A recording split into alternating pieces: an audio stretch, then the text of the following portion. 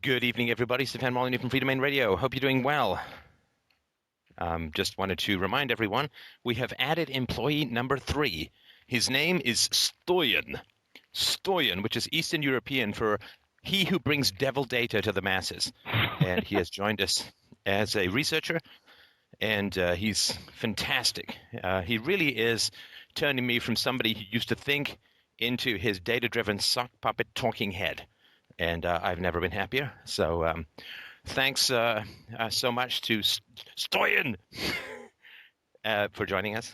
I promise I will not mock his name too much longer. But it's good. It feels like we have some hair on our chest with a name like that. And he is going to be, obviously, the bodyguard. So, Mike, who do we have up first? All right, up next is Ricardo. Ricardo wrote in and said, I've separated from my abusive family, but I've been having nightmares on a daily basis of my father assaulting me. I've become incredibly scared of sleep itself and try to avoid it as much as possible, oftentimes staying up 20-plus hours, only get 1 to 3 hours sleep a day. During the daytime, I also feel completely paranoid that my father or mother may appear at my doorstep. Every time I picture this in my head, I immediately hear my father's raging voice. Needless to say, it's incredibly frightening. How can I prevent these nightmares and stop this anxiety? That's a very, very tough situation. Yeah, I feel for you, man. That's an incredibly tough situation to be in. The insomnia, I had it for like 18 months prior to and during therapy. It's actually what caused me to go into therapy was just insomnia. I remember being incredibly relieved after like a month of insomnia that I had a cold, so I could take some of that NyQuil stuff and actually get some sleep. And I remember my unconscious sort of winking at me saying, okay, fine, you can submerge us in this shit, but we'll be waking up again tomorrow with exactly the same message. So I am incredibly sorry, and I really understand that. You know, there's I played Macbeth in theater once, and there's some great quotes about insomnia. I'm sure Shakespeare had it because Macbeth's description of sleep which knits up the raveled sleeve of care, you know, and it's just a wonderful description of the benefits of sleep. And if you're denied them, I mean, it can really start to feel like you're going crazy after a while, right? Yeah, especially like, I just defooed my parents like exactly 1 month ago. Right. And after that, I basically immediately moved into a different country, and immediately started working with a startup. I immediately started my own company, and I don't really have any sleep schedule at the moment anymore, because I literally just worked like to 5 a.m. I went home. I slept for like 1 to 3 hours. Then I went immediately back to work, and I can really feel the impact. Also, like just in the way I'm thinking. And I also had like one day, then I was like really depressed again. Need 1 day to recover. So it is really troublesome. Right. Yeah, and now, so for those, I have to sort of remember about the number of new listeners. So defood is taking a break, or either temporarily or permanently, from your family of origin. Foo is I guess, a fairly well-known term in psychological circles for family of origin, right? So that's for like a middle-aged person who's got a wife and kids. When he talks about my family in therapy, that could be really confusing, whether he means his family of origin, his parents, or his current family. So foo is a term, and defoo is just, you know, D is a negative, right? So defoo is so for people who don't know what the term means, that's what it means. And for, I guess the translation would be I guess a trial separation would probably be the closest term for it. So, you know, if people there's a few people out there, I think, who think that the term is somehow this magic Thor hammer, sky-splitting, family-destroying double syllable. You know, like the word gets said, and suddenly families are blowing up like apple-faced little boys running with guns in the First World War.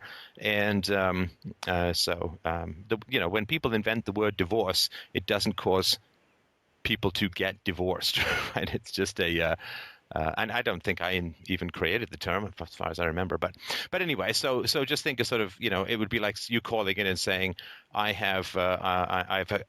engaged in a trial separation from my abusive wife or whatever, right? So I just want to put that in context for other people. So you talked mostly about fear of your father, but I don't think you mentioned much about your mother. No. I mean, my mom, she was also way abusive. Unfortunately, I first noticed that like the last couple of months when I was still back in Germany, still back with the family. So she basically, like my father, he always used to yell at me. He never spanked me, but he did very well hit me, if I correctly remember, 2 or 3 times. Once for a bad grade, like I was sleeping and he just woke me up in the night, just pulled me out and just slapped me in the face. And my mom, she basically just never told anyone else. She never told the family about anything like that. Anything like what? She always tried to hide it. Like she never told any. Hide never what? told the abuse. Like my father was also yelling at her. Sorry. So your father yelling at her and at you, is that right? Yes, that's correct. So he only hit you once or twice. I think it's important that it happened while you were sleeping. Yes, it happened while I was sleeping. And I was because now you're not sleeping, right? And now you're concerned at nighttime. So okay, and your mother, was she was abusive? I think if I remember right, you said that as well. But in what way? By not telling anyone. At the end, when I was close to leaving, I told everyone about the abuse. Like in the school that I still went to, family, I told everyone, and they just asked like why nobody ever told them. And my mom, she was always making excuses like my father drank too much, or my father he had much stress, or something like that. Yeah, no, that definitely no, that works in cars, right? You can say, well, it's okay, officer. I'm sorry that I plowed into this other car, but my excuse is I was drinking too much. I mean, it's so mad that people actually use this as an excuse. Like you actually it's worse if you've been drinking. It's not better. Parenting is more important than driving a car, because you can drive a car drunk and still get home alive and not kill anyone, but you really can't parent if you're drinking. You just can't do it. And I don't mean like a glass of wine at dinner or whatever, but if you're drinking to excess, you can't be a parent, really right? Drinking in excess, especially with beer. Like he would drink sometimes, like especially during summer, it was incredibly bad. He drank like 6 to 12 beers. I mean, it was really awful, and everyone knew that he had a real drinking problem. And I also confronted all of these, like my family, I confronted them on this matter that why didn't you guys kept me away from alcoholic? And they just said, well, they thought it was like a one-time thing, or they all gave me just excuses. Right. Okay. And why do you think you're having these visions and these nightmares? That's a good point. For one, it's only 1 month ago since I actually left. I don't think I never really talked to anyone about this, emotionally connected about the abuse, if I can put it that way. I'm not sorry. I'm not sure what that means. I had nobody in my life with whom I was emotionally connected with, to whom I actually could talk about this. So you didn't go see a therapist, I assume, right? No, I have not. So that's naughty. Right. I mean, it's certainly always been my suggestion that family separate. I mean, I think it's true. I think it's true of people who are contemplating divorce or even a trial separation. Go see a good marriage counselor, go see a good relationship counselor. Again, assuming you're not in sort of physical danger. But I think that it's always best to give relationships as good a shot as humanly possible, really just to avoid regret, or if you separate, or to heal what can be healed if you can stay. So did you not hear that part of what I was saying, or you just decided against it? Or with the therapist? Well, the thing is, I just left 1 month ago. I'm still setting up quite a bit of things. That's not what I say, right? Damn it. Right? No, I'm look, sorry. and please understand this. This is. I'm not saying it's the right thing to do. I'm just saying this is what I recommend. Yes. So it's totally fine if you've decided not to I just follow have my advice. My question was, had you heard it, but you decided not to do it, or had you not heard it? I heard it, but I decided not to do it. Okay, and that's fine. I just wanted to know, because if you didn't know it, that's sort of important. You know, it's recommended by me at least that, right? So because, and also in particular because not seeing a family of origin is something that's hard to talk about with people. You know, if you, and it's just that it's this terrible, horrible, double, triple, quadruple standard, right? Like if you were married and your wife was abusive and you said, oh man, I'm separating from my wife, trial separation from my wife because she's just abusive, people are going to say, oh man, that's tough. I sympathize, right? Yeah. But if you say, well, I'm not seeing my parents at the moment because they're abusive, it's like, oh, people, like the capacity for sympathy and empathy for adult victims of abusive parents, people's capacity for this is stone cold. Yeah, people around here, they were just telling me like to forgive, that I just need to let go. Yeah. I don't think a huge amount of advice should come from Disney theme songs, but no, it's not. And do they say that? Like, so if a woman is being abused by her husband, it's funny. So Erin Pizzey was talking at the Toronto Domestic Violence Conference, and she was talking about how when she set up the first women's shelter for domestic violence, the women would come in like black and blue, beaten up, and swarming around them like fetid, dried out bloodworms were the priests and the rabbis and all of that, and they were all like, you have to go back, you made a vow in the eyes of God, you have to go back, right? Forgive your husband, he's fallible, he was tempted, he did the wrong thing, but you must forgive, you must be bigger than him, you must seek out, do what Jesus did, whatever, right? Yeah. And now what do we think of these people now, right? These priests and these rabbis who were counseling all these women to go back into unrepentantly abusive marriages. What do we think of these people now?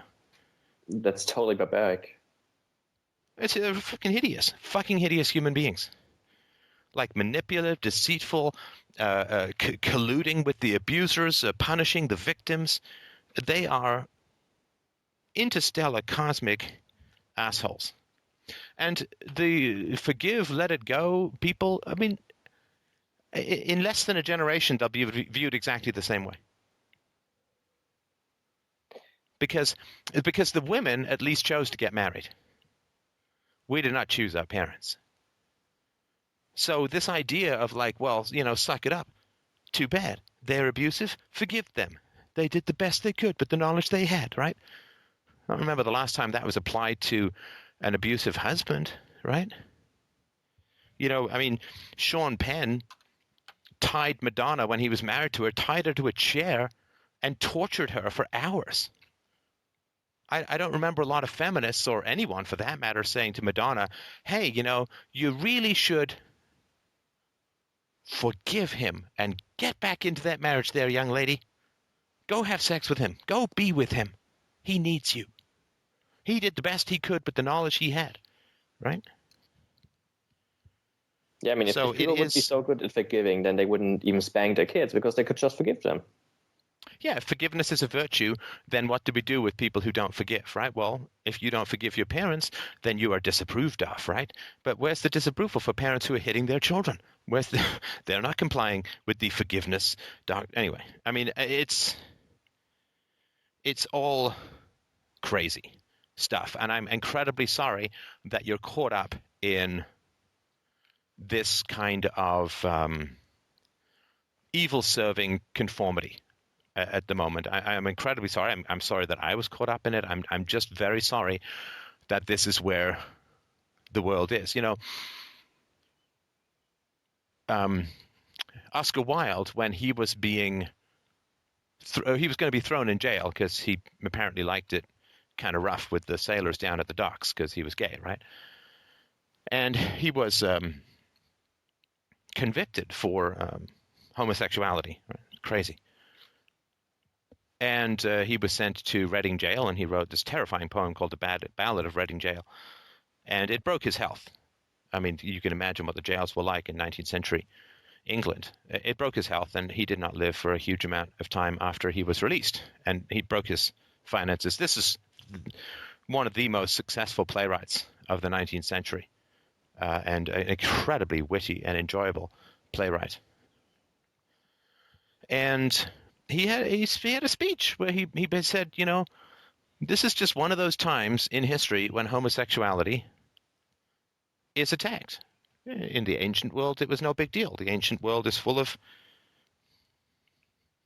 philosophers and thinkers and politicians and statesmen, and they were gay, and it was no big deal. But this is just one of these times in history where homosexuality is viciously attacked and basically murdered in jail. And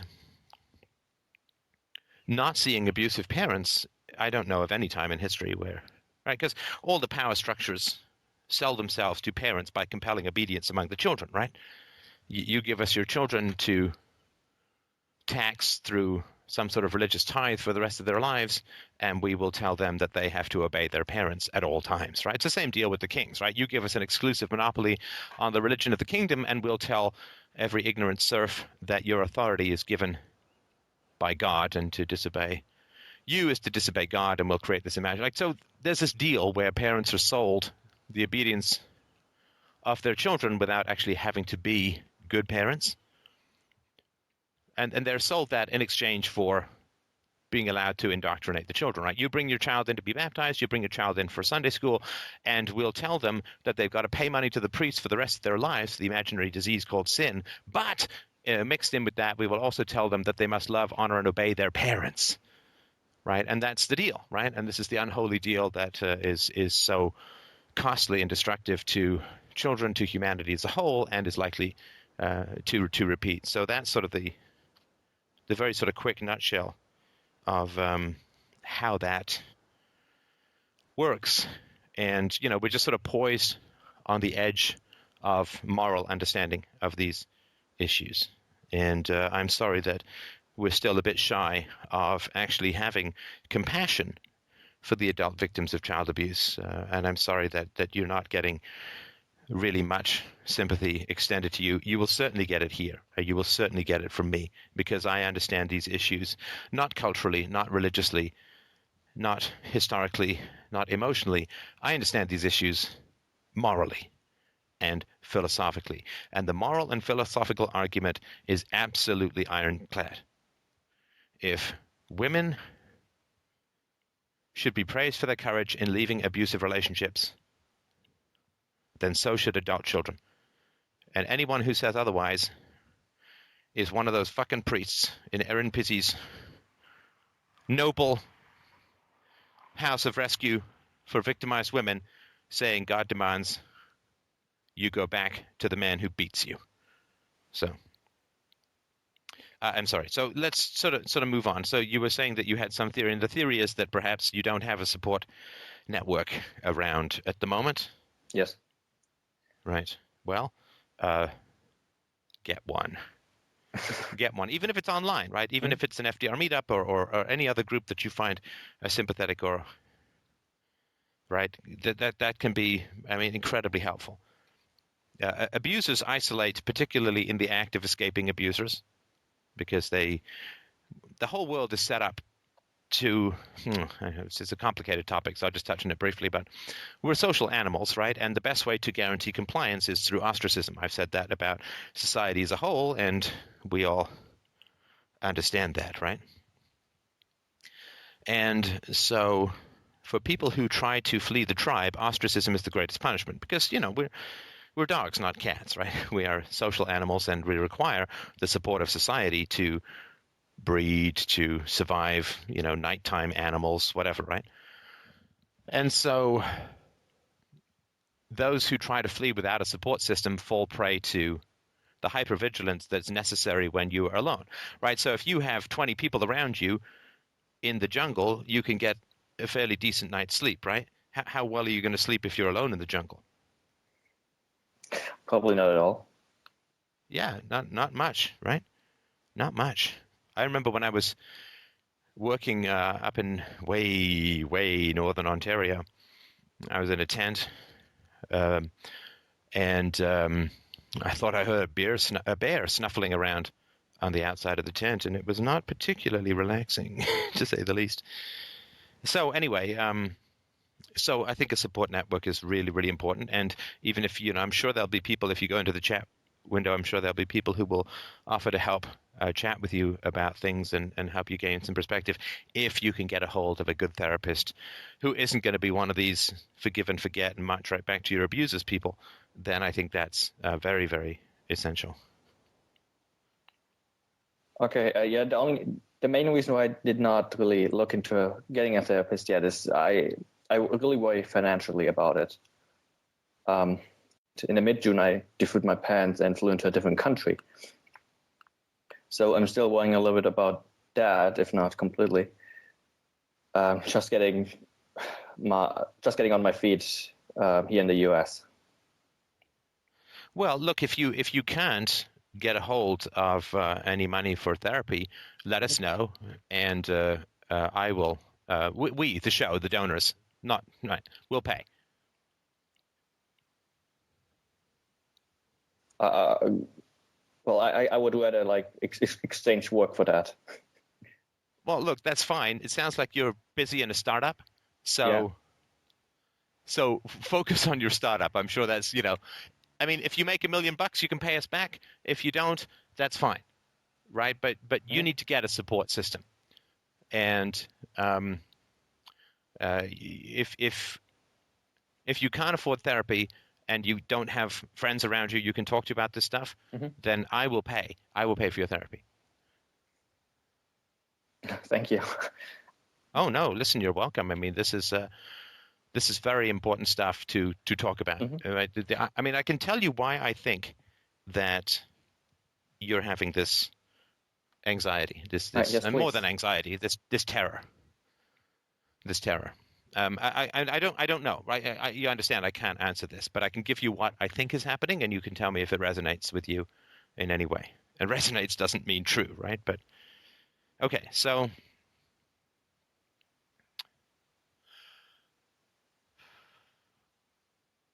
I assume that you normalized your family, so your parents' abuse to some degree or another, right? Yes.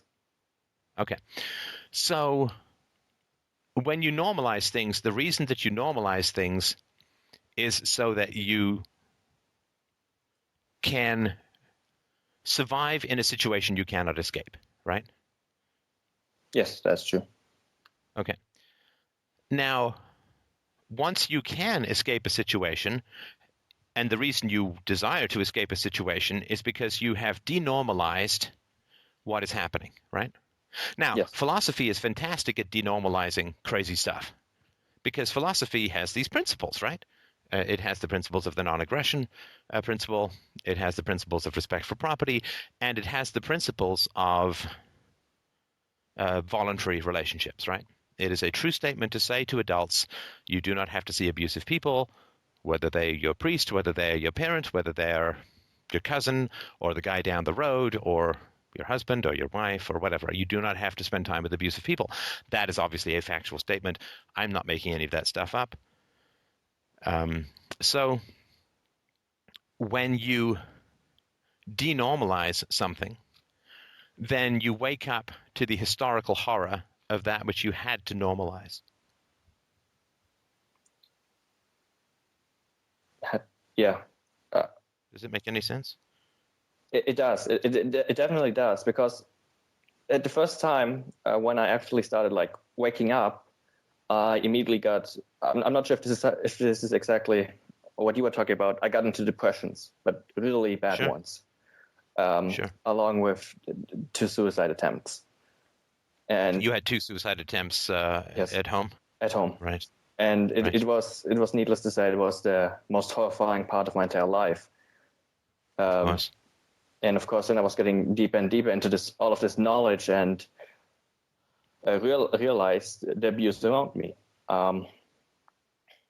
And yeah, here I am now. I mean, I don't have any depressions at the moment or anything like that.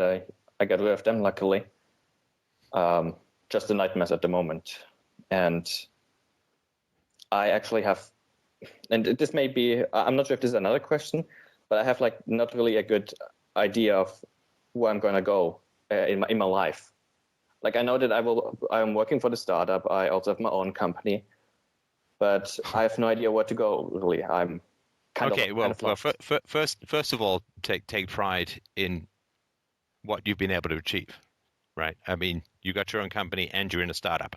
So right now, I would not overly focus on where you're going to go in your life, in my opinion, right? I mean, this is not a significant issue for you right now.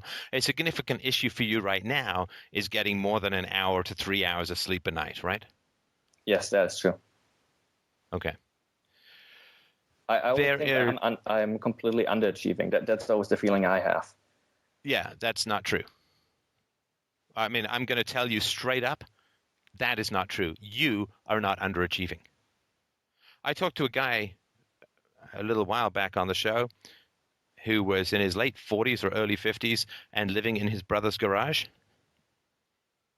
Now that guy, it could be said, was a little on the underachieving side, right? Yeah. I would not focus on that right now. There's no empirical evidence for that in what you've told me, right? Mm-hmm. And I think if you were hearing this story from someone else, you know, I fled the country, I left these abusive relationships, I've got my own company, I'm doing a startup, but I'm underachieving, what would you say? Take a break.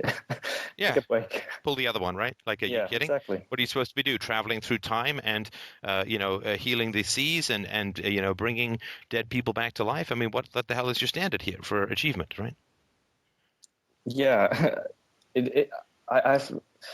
I think mainly why I feel like underachieving is that my father, he would like yell at me for not being perfect on all of this other stuff. Like he always expected me to be physically active, like people in a movie. He always wanted only really good grades, like living in some kind of imaginary world or something like that. And I just never, I'm not sure if this is realistic, but I just never really found, I just never had any guidelines, what is achievable, what is not achievable, all of these things. Does that make any sense? Well, okay, but I mean, see, this is. I'm sorry. No, it's perfectly fine what you're saying, but I'm gonna, I'm laughing a little because I'm getting ready to blow your mind, right? And you may have heard this argument before. Please do. I've been waiting for that. Good. All right. And then I'll tell you about the 3 layers of horror rescue, or the 3 layers of surviving horror. But first, let's start with this. So your father was, he thought it was essential that you do a really, really good job, right? Yes.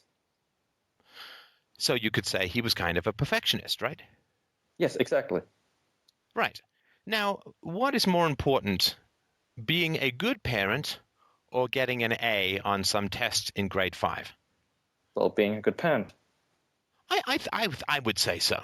I would say that's really the most important thing.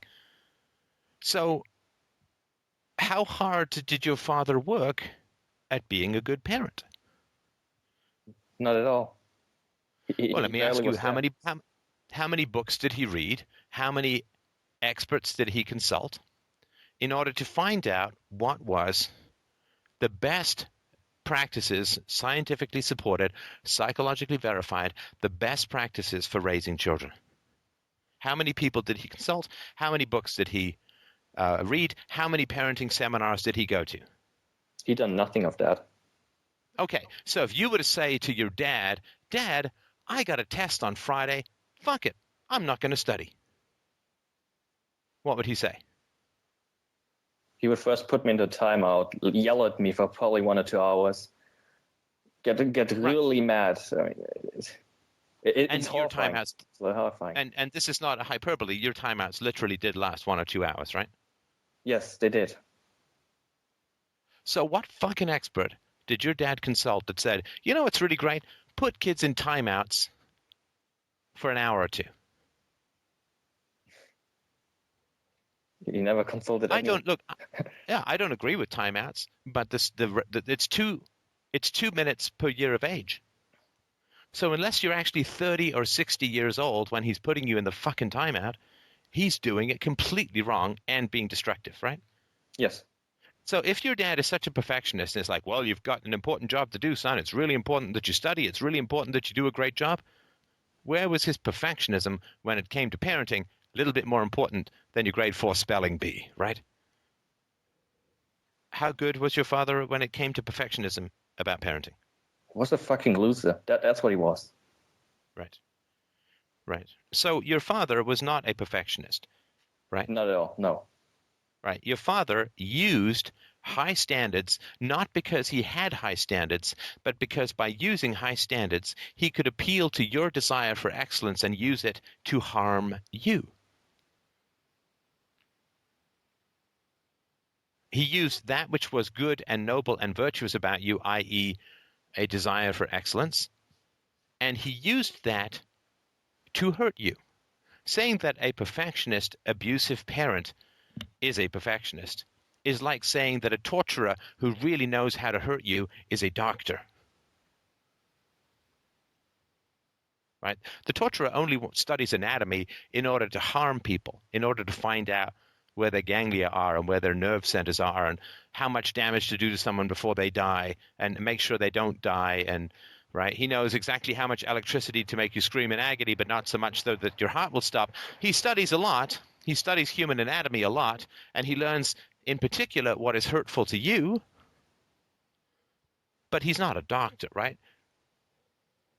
Certainly not.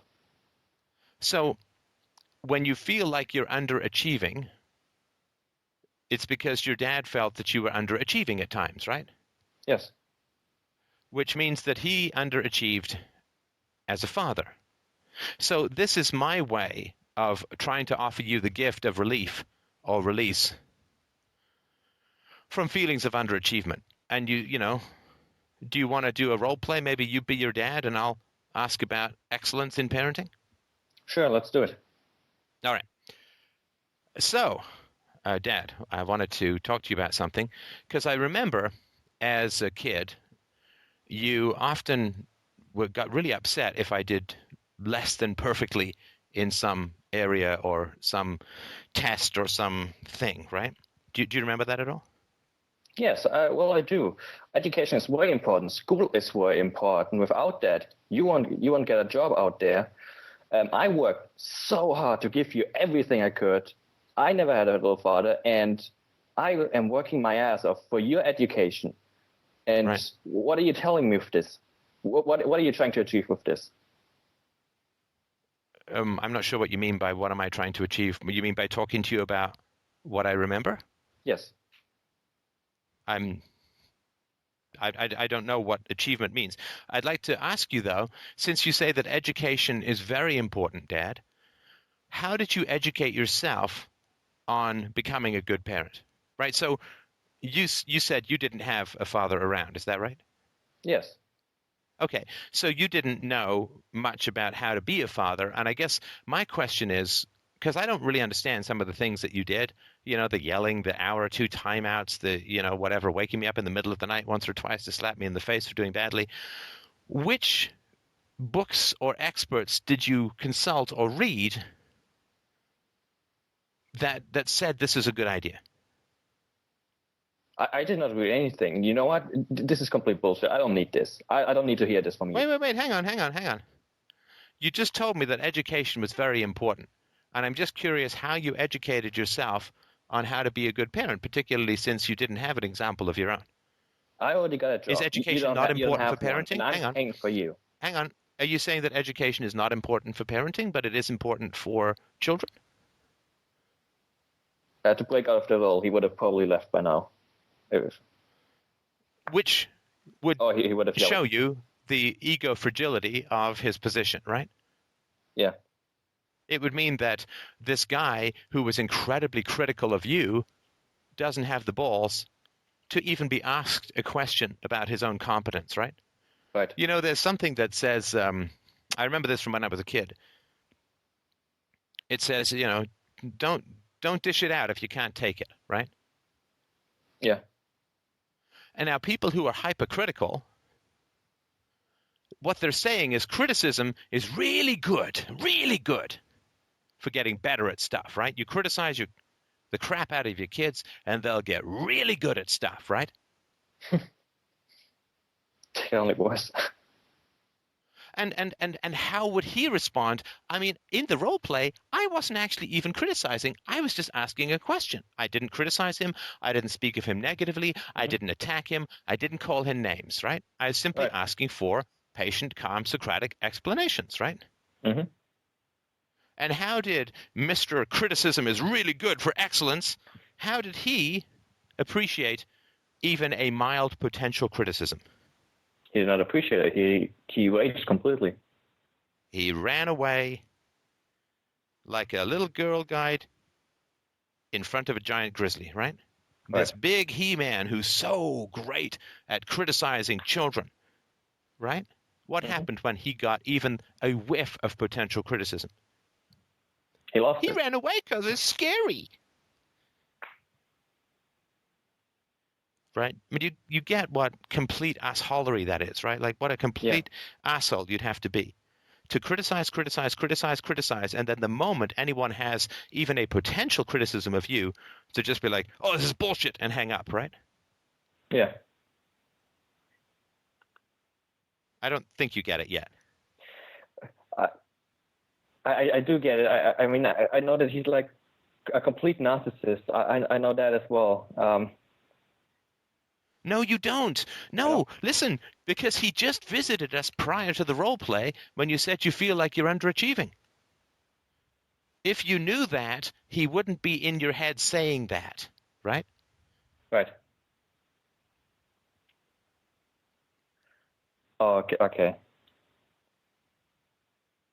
And he wouldn't be in your dreams. So let me give you the three. I get a bit frightened whenever I talk about him. Of course you do. Of course you do. Of course you do. Like even if I just write into my journal about him or something like that, I get really reluctant about writing something bad or something like that. It's incredibly scary. Of course. Now, you know that it's very healthy to internalize your father when you're a child, right? Yes. Because and why? Why is that? Why is it healthy? By generalizing, you mean that I noticed what think like him. That instead of him attacking you, you attack yourself. Yeah. And why is that healthy? By attacking myself, that's not healthy at all. Oh no, it is. It certainly is. When you're a child. No. Okay, so this is why he's still in your head. Okay. I'm sorry, well, I'm probably a bit dense or something like that. No. See, then did you just criticize yourself again? Yes. Yeah, well, don't. See, easy. I just said don't, so it's fine, right? No, the reason why it's very healthy to internalize abusive people when you can't escape them is for the same reason. If I said to you, listen, I can hit you or you can hit you. One or the other is going to happen. Which would you choose? Well, did I hit myself? Why is that? Because I can control how hard the punch is. Right. Do you understand? Yes. Yes, so I do you know. criticize yourself because you can manage that. You can manage your inner critic. But if your father starts vomiting all of his neurotic criticisms into you, that might be overwhelming and you might kill yourself, right? As you talked about feeling suicidal in the past, right? Yes. Right. So I will measure out how much poison I'm going to drink. Thank you very much, because you people might overdose me very easily, right? Yes. Okay. You sound very tense at the moment. I am. I'm sorry. No, don't apologize. I don't want to brush past that. I mean, this is like a complete wave of information. Like I feel a bit overwhelmed, which is good. I mean, I really like. But tell me more about what you're feeling.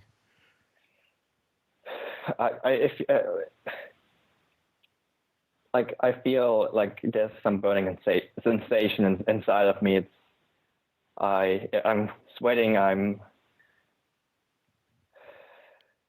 feel relief.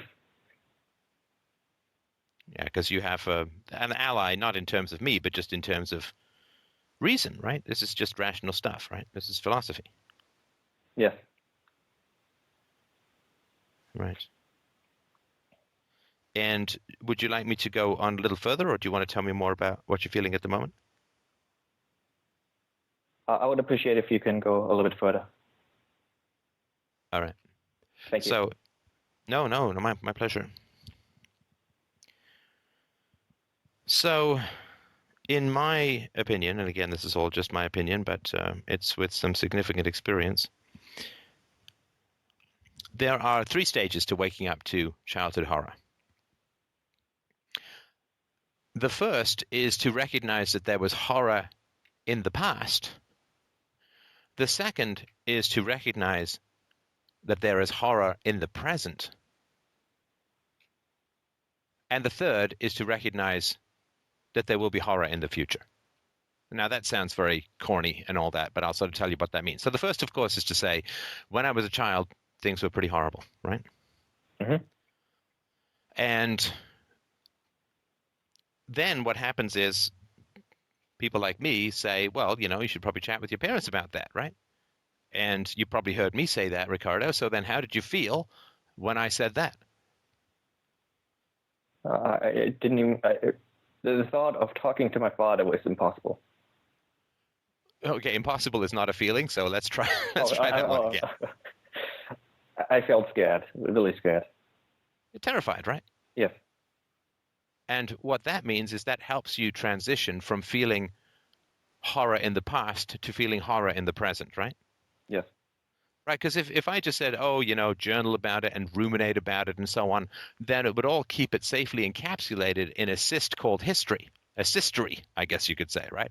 Where you would ruminate or think about the horrors of the past, but they would never land in the present, in the moment, right?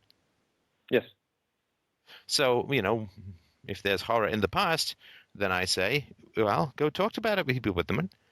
And if you talk about it with people, then you can find out if there's horror in the present, right?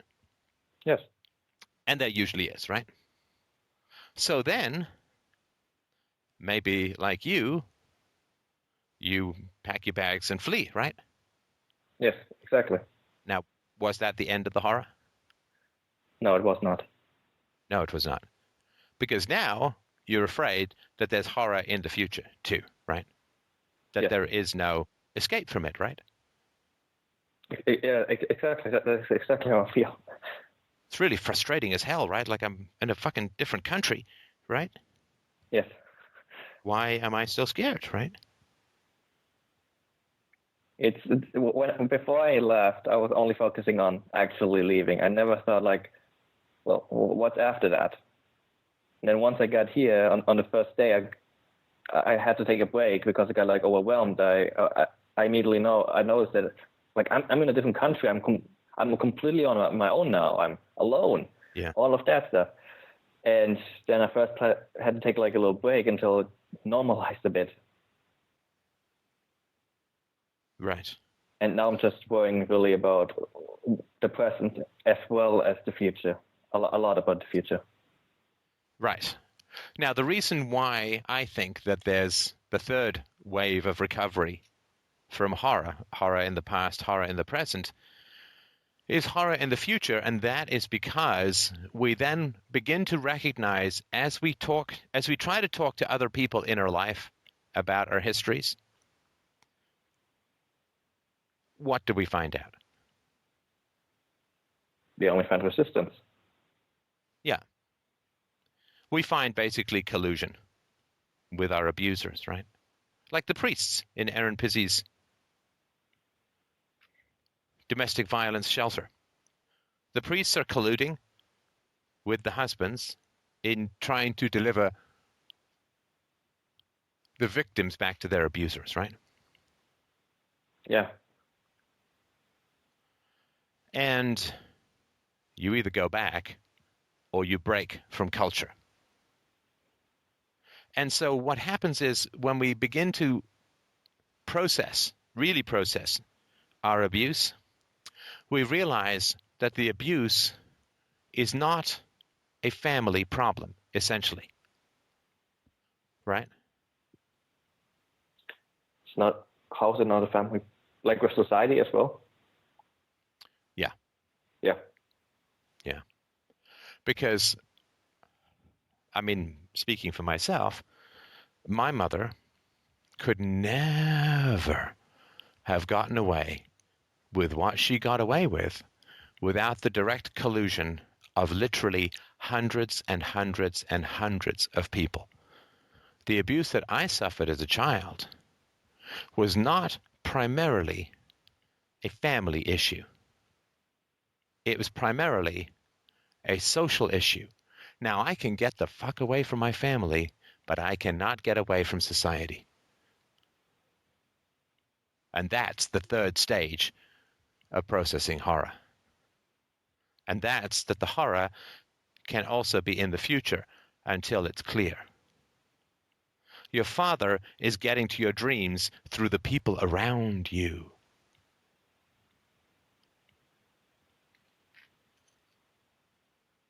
Your father is haunting you because people are bringing his ghost to you. That actually makes sense, yeah.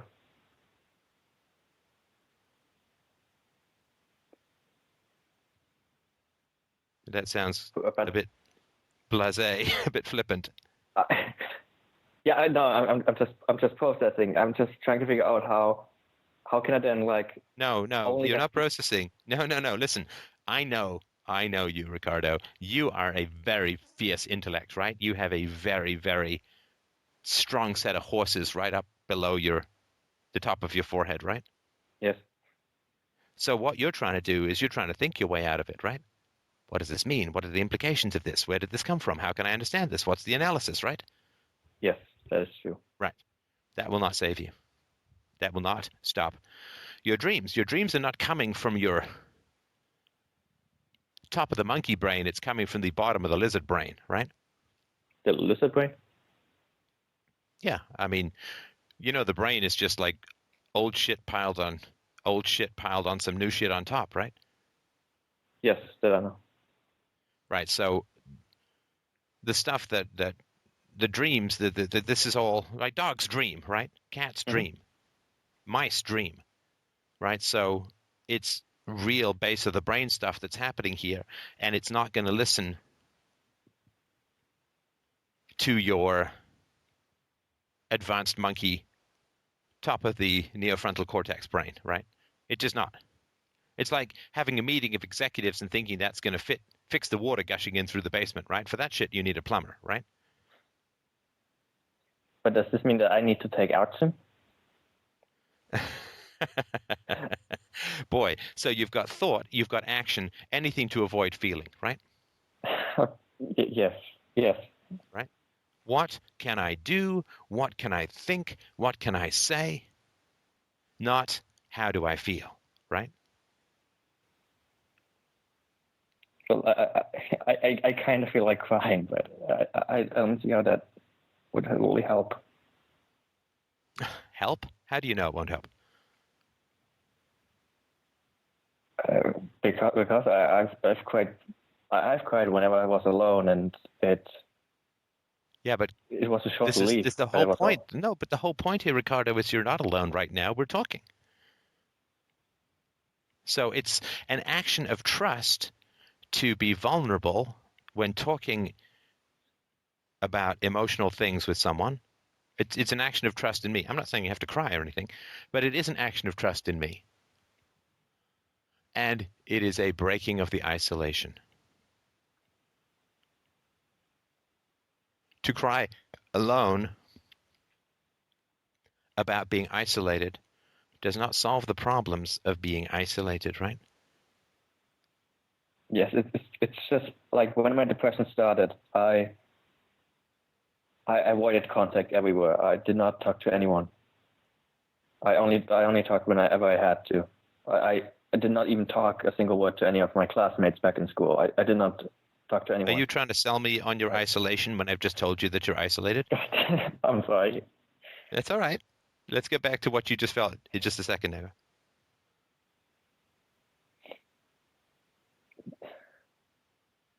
I don't know how to respond.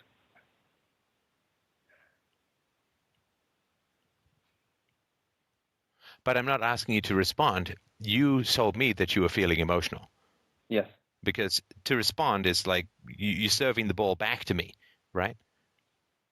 But you're saying, I've got a ball I want to hit. And then you're saying, well, I don't know how to respond. And I'm saying, well, you brought up that you were feeling emotional, that you felt teary, right? Yes. And what are the words behind the tears? What are the tears trying to drop onto the ground and make the letters of? I want to rage. I want to throw in so many things. I would go insane. Just the rage that I built inside me. I just want to let it out. Right. And the rage is healthy. Right? If you've been seriously harmed by a human being, anger is your defense, right? Yes. Like my immune system made a mistake and let cancer cells grow, right? So then I had to get external agents to kill the cancer cells.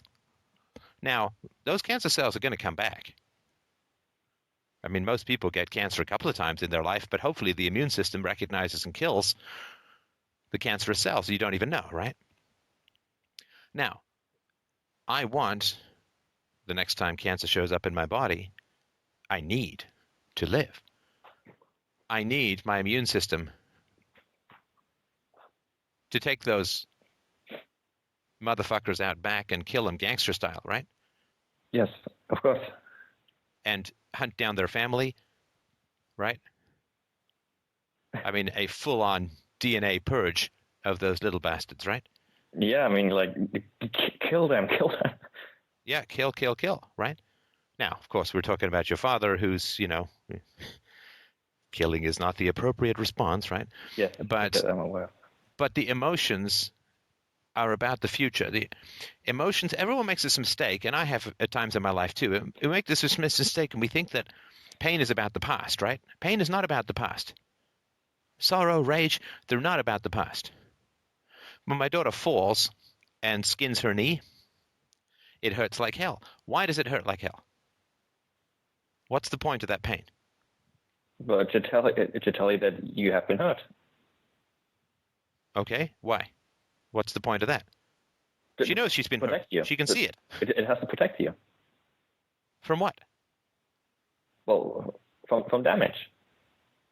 No, it can't protect you from damage. Her knee is already hurt. What's the point of the pain? So it doesn't repeat. And then you fix it, you heal it. So the pain is not about the past, is it? The pain in my daughter's knee, when she skins her knee, is not about the past, right? Because the past can't be fixed, right? There's no amount of pain that's going to make her not fall or her knee not be hurt, right? Yes. So pain is not about the past. Pain is about the future. Pain is, hey, whatever you did, don't do it again, right? I remember when I was a kid in Ireland, I don't know, I was like maybe 4 or 5 years old. No, I lie. I was in Africa when I was 6, and people told me there's a stinging leaf. And I said, I wonder what that feels like, right? And I remember closing my finger over the stinging leaf. And I went, oh, that's actually quite unpleasant, right? Now, I mean, the discomfort from the stinging leaf was not because I thought I could go back in time and not touch the leaf. It was to make sure I didn't touch the leaf again in the future, right? Right. And so the rage that you feel is obviously generated from the past. The pain that I felt in my fingertips on touching the stinging leaf was generated from the past, from the immediate past where I just touched that leaf, right? Right. But what was the pain for? It was for the future. To keep me safe from those stinging leaves, right? Exactly. It's the same thing with, you get a vaccine and you're like, oh, I killed 3 smallpox viruses, right? Or whatever it is that goes in. And then your body, if it ever sees it again, you can kill those bastards, right? Exactly. Yes. So I'm talking about the pain that you're feeling at the moment. If we think pain is about the past, we feel helpless, right? I felt completely helpless. Of course, because if I think that the reason my knee hurts is because of the past, well, no amount of pain in my knee is going to change the past because the past already happened, right? Yes. But if I understand that the pain in my knee or in my finger or in your heart is to protect you in the future, then it is not helpless. If we think that the pain is simply about the past, which cannot be changed, we're saying to our pain, you're useless. You can't change the past. What's the point? And then we start to jump into, well, what can I think? Or what can I do? Or what action should I take? Because the feelings are kind of useless. It's like, well, I know it was shitty. I know it hurt. But accepting that our feelings of pain, of sorrow, of horror, of rage, frustration, anger, they were generated by the past, but they're pointed at the future. They're pointed at the future to keep you safe. And if you reject the pain of the past, you surrender to the danger of the future. Right? Yes. Your feelings are trying to keep you safe in the future. And if you deny yourself those feelings, they will keep coming back. And you are denying those feelings, right? Aren't you sort of saying, what's the point? Can't do anything about it, can't change. Yes, but I just think if I like stop denying them, that then I would just keep getting hurt and hurt and hurt. No. If you keep denying them, you will keep getting hurt and hurt and hurt. Because I'll tell you this, Ricardo, your feelings, when you accept them, will constantly be scanning for people like your parents and people like those who collude with your parents. And they will identify them with lightning rapidity every single time. And they will give you the feelings that you need to stay clear of those people before they've even opened their mouths. Right? Right. That is the benefit of those feelings. Right? It's not a photo book. Your feelings are not a photo book that you can't change. They're like sonar for a bat or radar for a ship. They're scanning. Where are the icebergs? Where are the reefs? Where are the land mines or the sea mines, right? Your feelings are scanning forward and forward and forward all the time. Keep me safe. Let's keep him safe. We know where the predators are. We know that the sound of that twig probably means a lion. Let's run the other direction. We know not to get between the lion and the cubs. We know not to get between the mama grizzly and her cubs. We know, because we saw 3 people get electrocuted, not to stand outside with an umbrella in the lightning storm, right? They're constantly scanning. Keep you safe. Keep yourself. Find the crazies. Keep the crazies away. Recoil from the crazies. Don't engage with the crazies, right?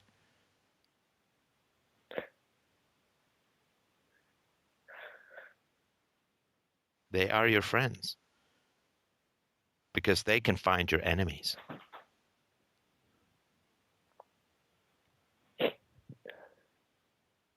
They are here to help. They're like, oh shit, are we changing this whole deal? Did we leave Nasty Tribe for Nice Tribe? Shit. Well, Nasty Tribe is everywhere, so we better be able to fight these bastards and keep you safe, right? Exactly.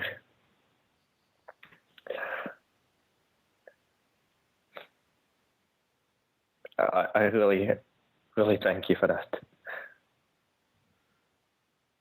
Well, this is brutally hard-won knowledge for me, right? Because I wanted to be I wanted to be basically the slave driver. I wanted to be the dictator of me. You feelings are convenient. You feelings are inconvenient. You people over there are helpful. You people over there are not helpful. You people are good. You people within me are bad. These feelings are convenient. These feelings are not convenient. I know everything, right? Yeah, exactly. I just try to completely control my feelings. Know when it's correct timing for a certain feeling, when it's not. You are a dictator of you, right? Yes. The self-Stalin, right? You people are allowed, you people are not allowed. You people are approved, you people are not approved. You people get the microphone, you people get the jail cell, right? Exactly. And how's that working out? Not very good. It's horrible. It's absolutely horrible. Yeah, because you have to surrender to the reptile within. He's really there to help you, right? Yes. And he knows shit you can't even guess. Listen, the reptile brain is the old brain. It is the deep brain. It knows things we can't even comprehend.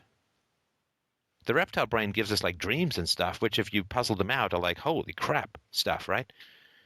And you can read Malcolm Gladwell's Blink for more on this, just how much we can process in an instant, in a moment, if we trust our instincts.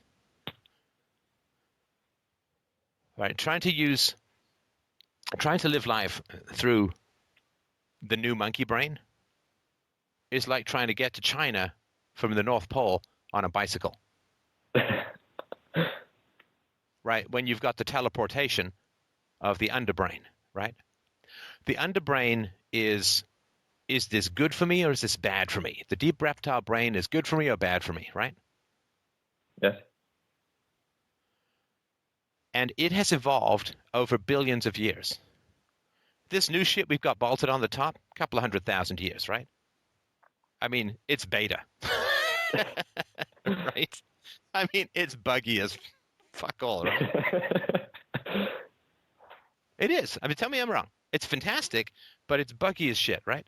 Yeah, it definitely is. Right. That other stuff, well, that's been honed, man. Right? That's been beta tested. That's been like that's solid stuff, right? This new stuff, it's fantastic. It's why we're talking. But it's really new, right? What is it they say? Don't buy version 1.0 of anything. I mean, we're not even at 1.0 as far as the neofrontal cortex goes, right? You're probably still. I mean, it's like the iPhone 0.01, right?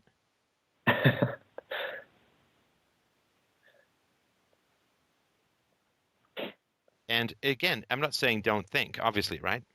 Yeah.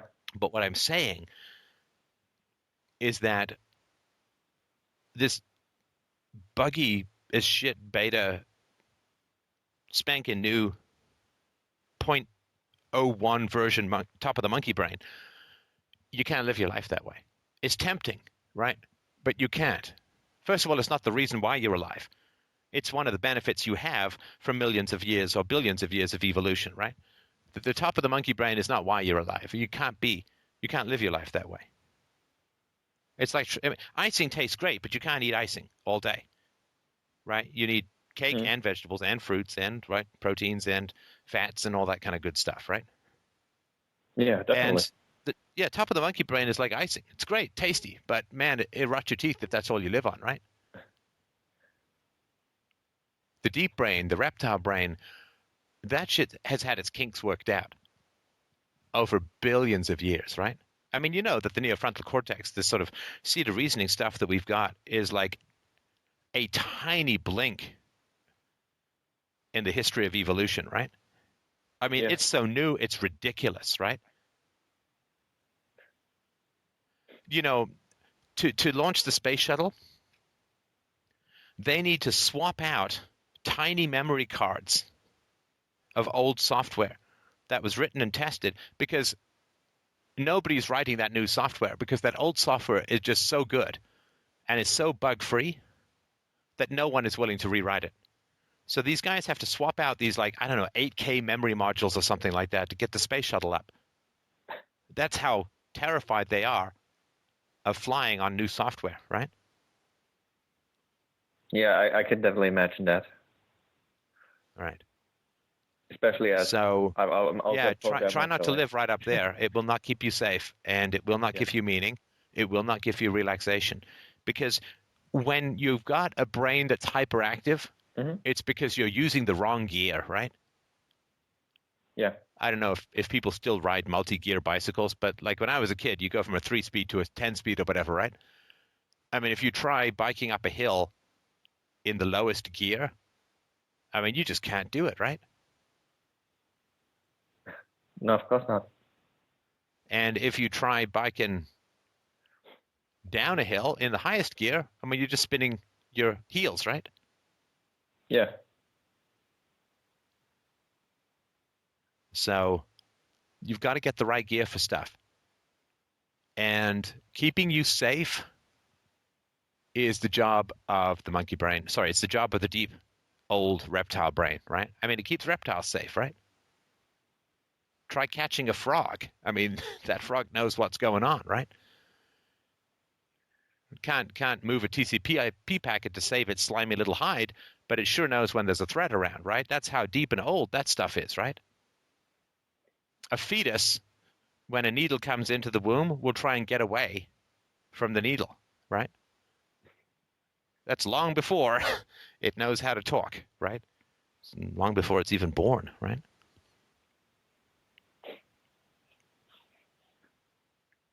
And that's, for me, at least, what therapy was good at getting me out of my head and getting me into the lizard brain, right?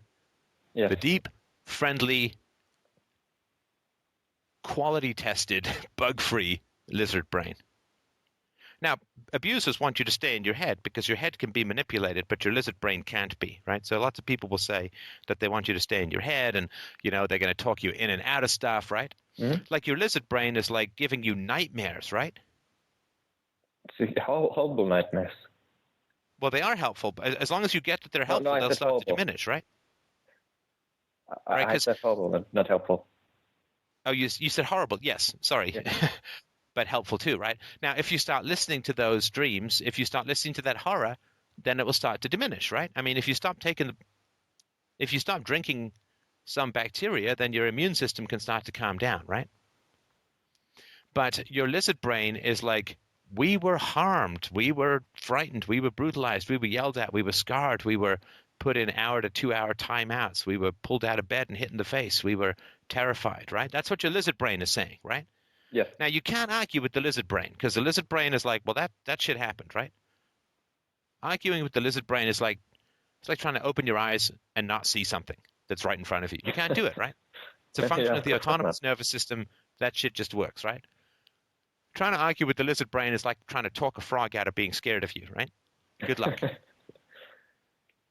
Okay, but the shitty beta amazing new bolt-on monkey expansion pack, right? The neofrontal cortex, you can talk that shit in and out of everything.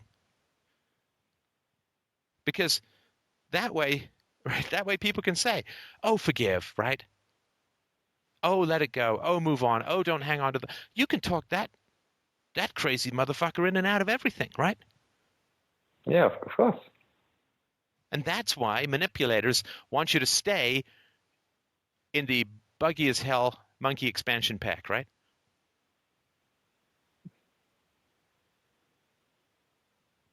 Yeah. So they can talk you in and out of stuff. But you sit deep in your lizard brain and you become bulletproof to language alone, right? Yes. Is this helping at all? I'm not sure I'm getting any emotional connection from you. I'm concerned that I'm talking to the monkey expansion pack, not the lizard brain. Sorry. No, you're definitely helpful. I mean, this is incredible. I mean, I've never had any kind, not even near such a discussion or conversation with anyone in my life. So this. Okay, good. I just want to make sure that I'm not. I'm sorry. I just top level filter, right? Okay, no, don't. It's fine to interrupt. That's not supposed to be a monologue. I just wanted to check in and make sure this stuff was, hitting you where you live, right? right? Because we're only here because of balls and eggs, right? Like sperm and eggs, Yeah, yeah. right? So, I mean, and frogs do that shit too, right? Well, yeah, of course. So our life fundamentally is way down below the monkey expansion pack, right? Yeah, it's just reproduction, nothing else. Well, you say just reproduction, that's everything else, right? You say just reproduction. Like, hey, how would your brain be doing without the balls? It wouldn't even be here, right? Yeah. Okay. Yes. It's a lot more. It is Oh, everything. It's that's everything. mere reproduction, nothing else. I mean, it's the only reason why we're here and why there's any internet and why there are any computers and why there's any conversation or any language, right? That's the whole thing. And look, again, I'm not at all trying to say, abandon reason, right? I'm not trying to say that. What I'm saying is that there's reason in the lizard brain that vastly outstrips the susceptible to manipulation monkey expansion pack. Right? There's an old statement, I think it comes from Blaise Pascal, and I used to dislike it, and I don't anymore. And he said, the heart has its reasons of which reason knows nothing. And I mean, you can read that like, oh, it's, an appeal to faith and abandoned reason and so on. And it used to bother me, and I've read a lot of what he wrote. Pensées or Thoughts is a great book to read. It's great, stimulating. But I think the way that I sort of work on it now, on that statement, is that there is truth in the lizard brain that the monkey brain forgets. Right? Ricardo, you were deeply harmed by your parents and by the society that colludes with them. That society you have to live in. Right? I would guarantee you, as far as I'm able, which is not far, but I would guarantee you that the suicidality was not about the past, but was about living the rest of your life in a world of abusers and colluders, right? Yes. The one thing was impulse. The other was I'm never gonna get out of here. That was the main thought that drove it. Yeah. 1 in 5, baby. 5 and 1. No, 5 and 1, baby. 1 in 5. No one here gets out alive. Yeah, I mean, it is this idea that, and it is more than an idea, it's a reality that unless we get fully activated lizard brain wisdom, we will never get out of there. We will never get out of the world of abusers and colluders. I'm out. There is not one single human being anywhere close to my heart in my life who is either an abuser or a colluder. I'm out. It can be done. But I sure as hell didn't get out with the monkey brain. The monkey brain was pulling me back in. The lizard brain was like, run! And the monkey brain was, well, forgiveness is virtue, and I guess they're doing the best they can with the knowledge that they had, and it's like, oh my God, shut the fuck up. Lizard man speaks. Run.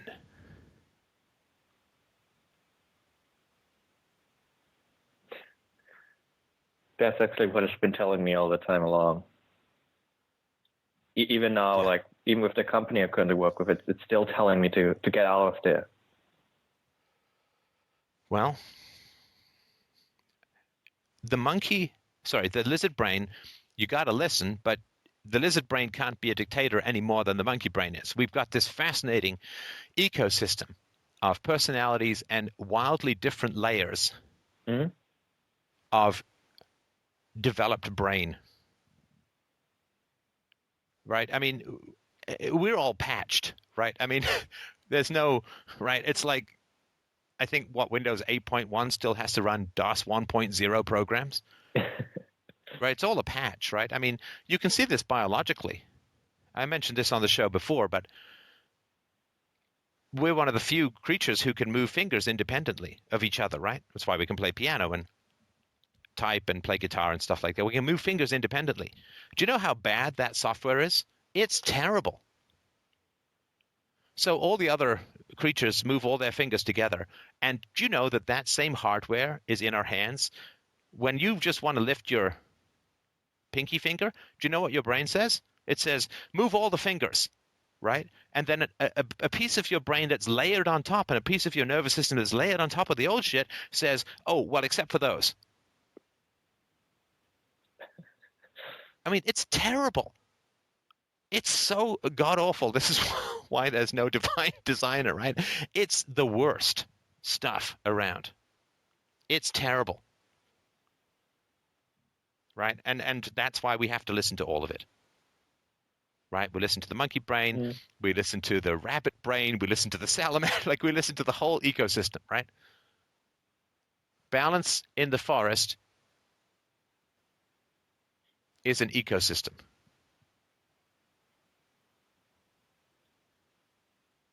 Right? And it is challenging and confusing and frustrating and annoying and all other kinds of things to live with this crazy mishmash of how our brains have developed, right? Yes, it drives me crazy sometimes. Go on. Like sometimes I listen more to my lizard brain. So, and then the next day I feel regret for doing that. You feel what? Regret. Why is that? Because I think that I've made by listening to my lizard brain, I've made bad choices. For example, in relationships, maybe I was like too emotional, or something like that. Right. And then I basically like punish myself with the other brain. Right. Lizard, take monkey. Monkey, take lizard. Who wins? Right. And that's the challenge, is that all the creatures, all the personalities, all the alter egos within us, all our history, past, future, like, all has to speak. Everyone gets a seat at the table in a healthy personality, right? Yes. Right. Censorship is even worse internally than it is externally, right? It's even worse in the heart as it is in the body politic. And of course, the external censorship only arises from the internal censorship, right?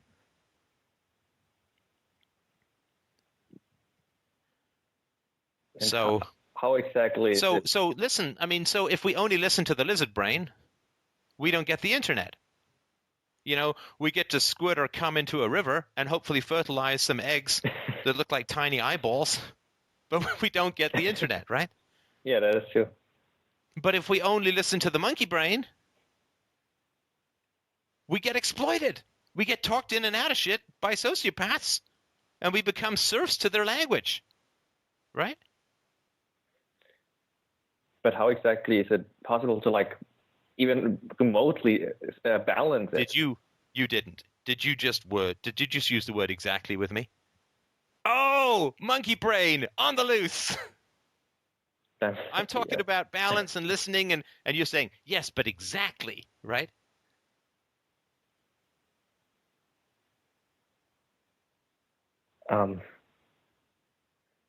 The exactly is the monkey upgrade, right? Yeah. I need precision. I need a roadmap. GPS. Don't give me any of your analogies, monkey lizard man, right? What did Jim Morrison say? I am the lizard king. I can do anything. Just how I usually feel with my lizard brain is it's very abstract, and I can't really tell what it. In some cases, I can't really tell what it's trying to tell me. Oh my God. This is the arrogance of the monkey upgrade, right? You know exactly what it's trying to tell you because you called in about just that, right? Yes. What is it trying to tell you? It's not even trying. It's telling you. You're having terrible dreams. You can't sleep. You're paranoid. What's it telling you? It's telling me that I'm completely in danger. Yes, it is. Yes, it is. It's not, well, I just don't know what it's trying to tell me, right? Other than rampant fear, terrible dreams, a feeling of paranoia, and constant insecurity, dread, and danger. I mean, who's supposed to decipher that? Well, you know, right?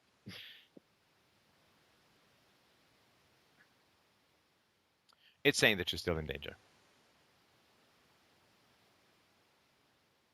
Now, this doesn't mean run again, right? No, oh no, of course not. Because that's to promote the lizard brain to dictator. And the annoying thing is all the parts of the self must listen to each other for us to be at peace and for us to be safe and for us to be secure, right? Yes. Or it's like, well, if I'm not going to be dictator, who else is going to be dictator? No. Who's in charge in the free market? No one. Right? See, this is why the free market is so hard for most people to get. It's not intellectually, emotionally. Because the free market, no one's in charge. Well, Walmart is in charge. No. In a free market, Walmart is dependent on the customers. Oh, so you're saying the customer is in charge? No. Because the customer also has his own customers, who is his boss or whoever he's selling his own services to, right? And the customer can't order Walmart around, right? It's so annoying to people. It's like, well, who's in charge? And this is what when you talk about anarchy, who's in charge? Who gets the rapist, right? Who's in charge? Who's the final lawgiver? Who's the final court of appeal after which there is no court of appeal? Who's the dictator? Who's in charge? Who's running things, right? All they're saying is that they do not have any form of democracy in their heart. They don't have any form of negotiation in their heart. If you say to people there should be no central ruler in society, what they hear is, I can no longer boss around myself. If there's no external abuser called the state, people understand that in their heart of hearts to say, I can no longer self-abuse. But if I'm not going to self-abuse, what the fuck am I going to do? If I'm not ordering myself around, put down that cheesecake, go and exercise, get up, go to work, stop smoking, stop drinking, be attracted to this person, don't be attracted to that person, make more money, be happy, be satisfied, be happy with what you've got, get up, go to work again, get a new car, right? People that don't, what does it mean to live if you're not giving orders to yourself? Right? Yeah, it does feel it does feel a bit uncontrollable. It does feel a bit uncontrollable. I'm sorry. That's very. I don't know what to say sometimes. No, it feels like anarchy. Yeah, it is. Oh my God! If I'm not ordering myself around, I'm going to go set fire to kittens. And I'm going to burn down schools. And, I mean, my God, if I'm not just, shut up, do this, do that, get up, go to sleep, get up, stop doing this, stop doing that, go do that. You've watched too much TV, get up, go. I mean, if I'm not ordering myself around, who am I? Right? Right. Who am I without orders? And you... Stop giving me bad dreams. Let me sleep. You're telling me the wrong things. This is not helpful. I'm free. I'm safe. I'm here. It's a country away. It's all in the past. Stop it. Stop it. Stop it. Right?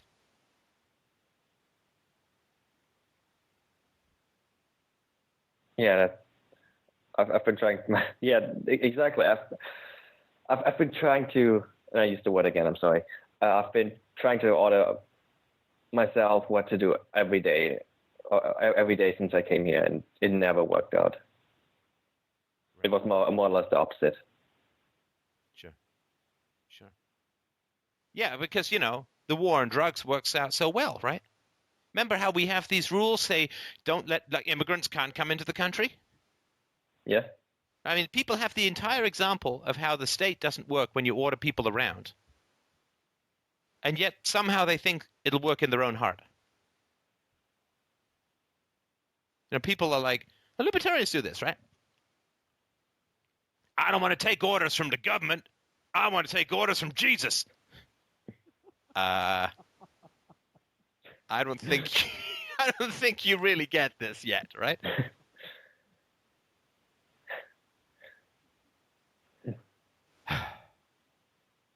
I mean, who are we? And this is why I keep saying, and I've said this for years, I'm not going to tell people what to do, and philosophy is not about taking orders or obeying abstractions, right? Yeah. It's about thinking for yourself and listening to all parts of you. All parts of you that talk are trying to help. And the degree to which they seem discordant is the degree to which they're inconvenient to abusers, right? Yes. Everything in us, the society as a whole is generally horribly abusive. I mean, lots of bad parents, lots of bad religion, lots of shitty schools. Lots of bad peer relationships among kids, lots of bullying, right? All that kind of stuff. And so every part of us that is discordant is only discordant because it inconveniences the abusers. What would it be like to live in a world without orders? And that doesn't mean orders external. It means orders internal.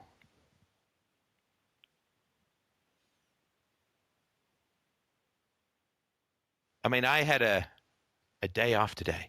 Shocking. For 4 hours, I was home. And nobody was here but me. And I was like, man, I should get some work done. Oh, I've got this presentation record. Oh, I got that. And you know what I said? Do I want to? Do we want to? Do we really want to? Been parenting pretty much solid for 5.5 years, working like crazy on FDR. Fuck, the year I had cancer, I did 300 shows, for Christ's sake. In fact, I actually went that far to actually schedule everything into my calendar. I actually had a schedule when to sleep, when to have breakfast, when to get ready, clothes, all of that stuff. I'd like to meet your inner Goebbels. This is when we arise.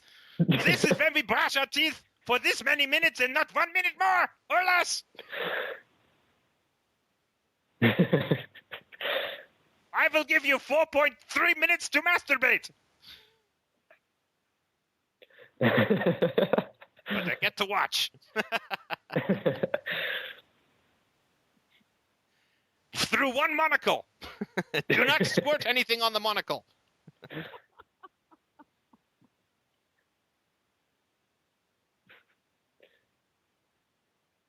Yeah, kind of that way. Obviously, it didn't work. Right. It doesn't. No, it doesn't work, of course.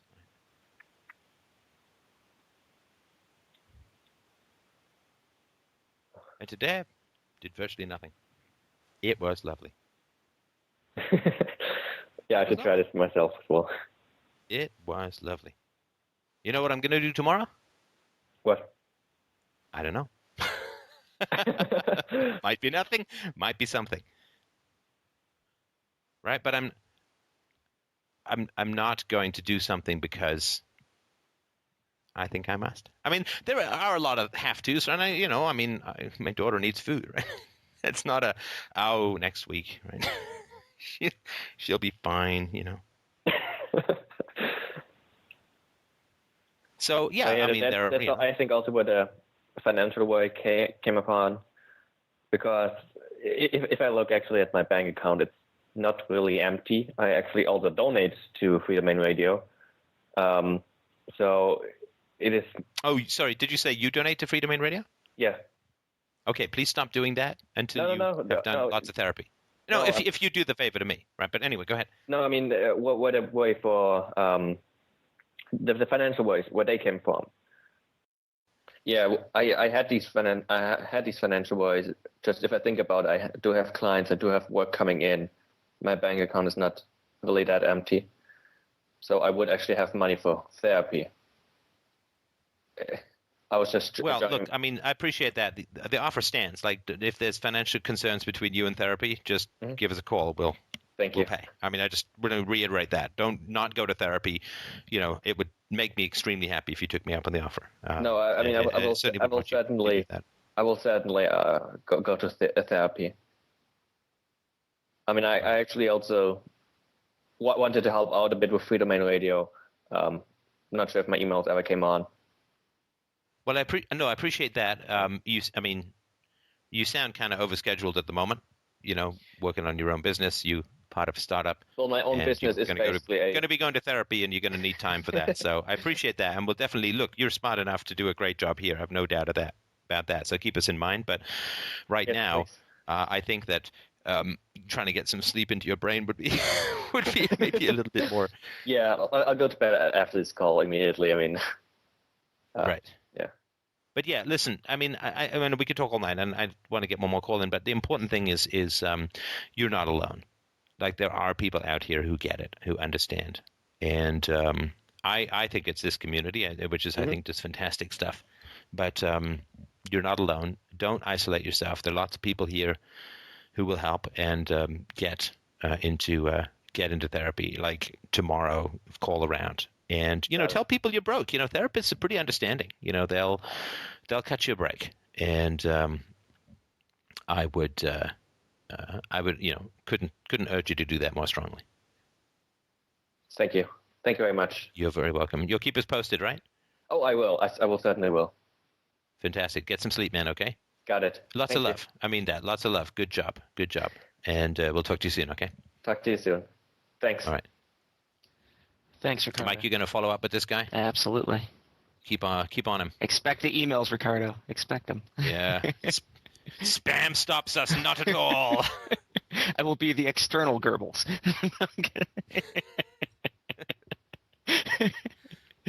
All right. Up next is Charles. And Charles wrote in and said, over the past 6 months, I've participated in the family court system trying to get custody of my child. As of last week, I decided to agree to the demands of the mother and the child we were both responsible for in the original petition, and that being primarily sole custody on her behalf. Do you have any suggestions about how... Sole custody on the mom's behalf? Yes. Do you have any suggestions as to how I can still participate in my child's life outside of this process? Wow. Hello, Stefan. Well, I'm sorry about this. How did it end up? And I can imagine it's a pretty lengthy story, but how did it end up with your ex-wife getting sole custody? We were never married. So at the end of this May, I had stood up in court and I said I didn't want to see him anymore to the judge, and that was the end of the process. And I chose to do that because I was served a motion for a mental health evaluation, and I'm a former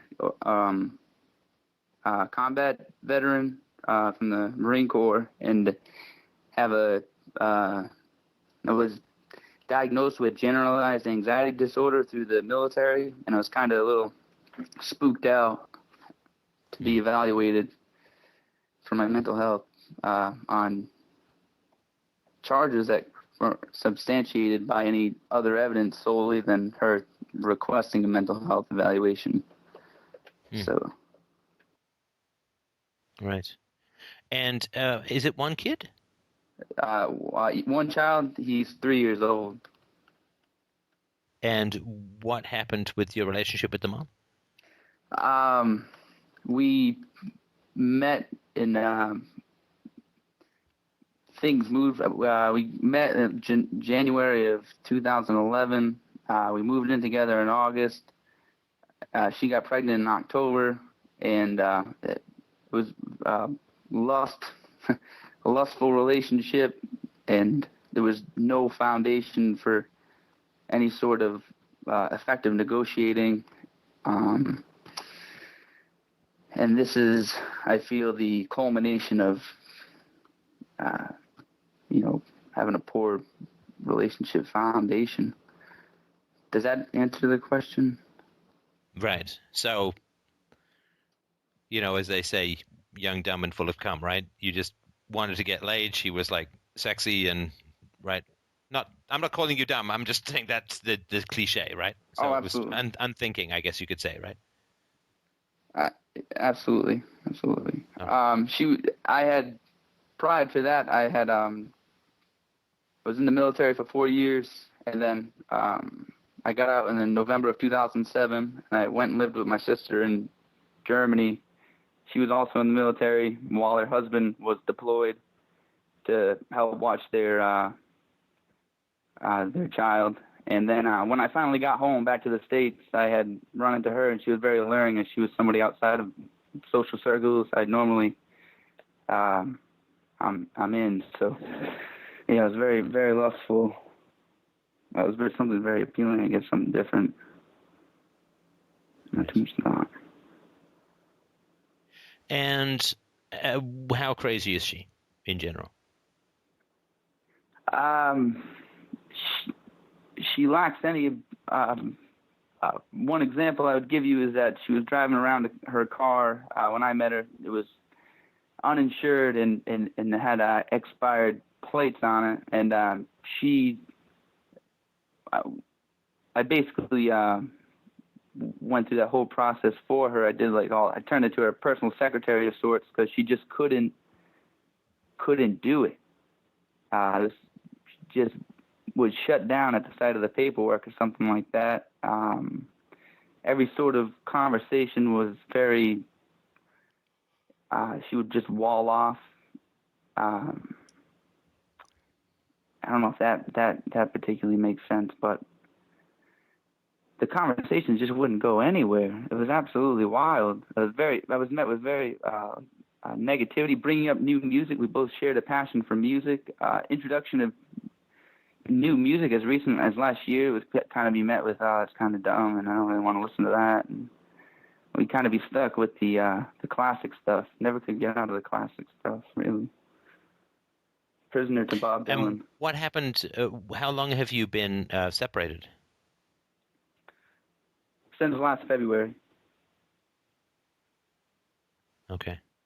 Yeah. And it's taken that long, right? So she's got sole custody now. Does that mean you don't have any visitation rights?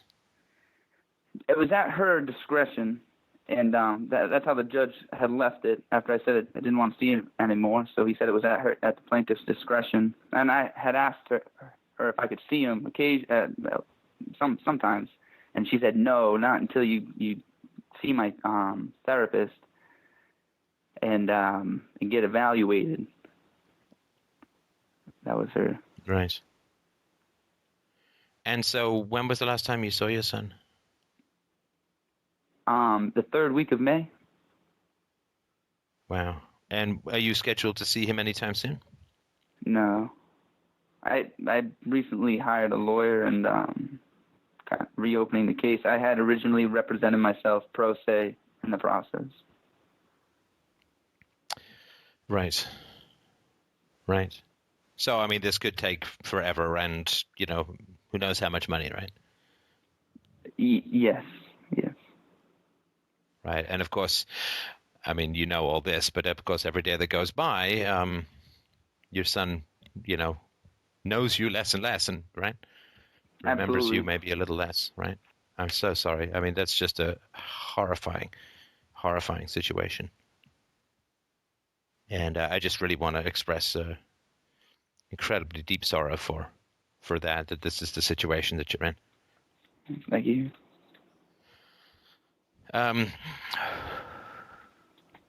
Was there any reason that the judge gave as to why he was granting her sole custody? Was it based on your evaluation, or was it basically just, screw you, if you don't want to talk to me, I'm going to punish you for it, right? No, I had agreed.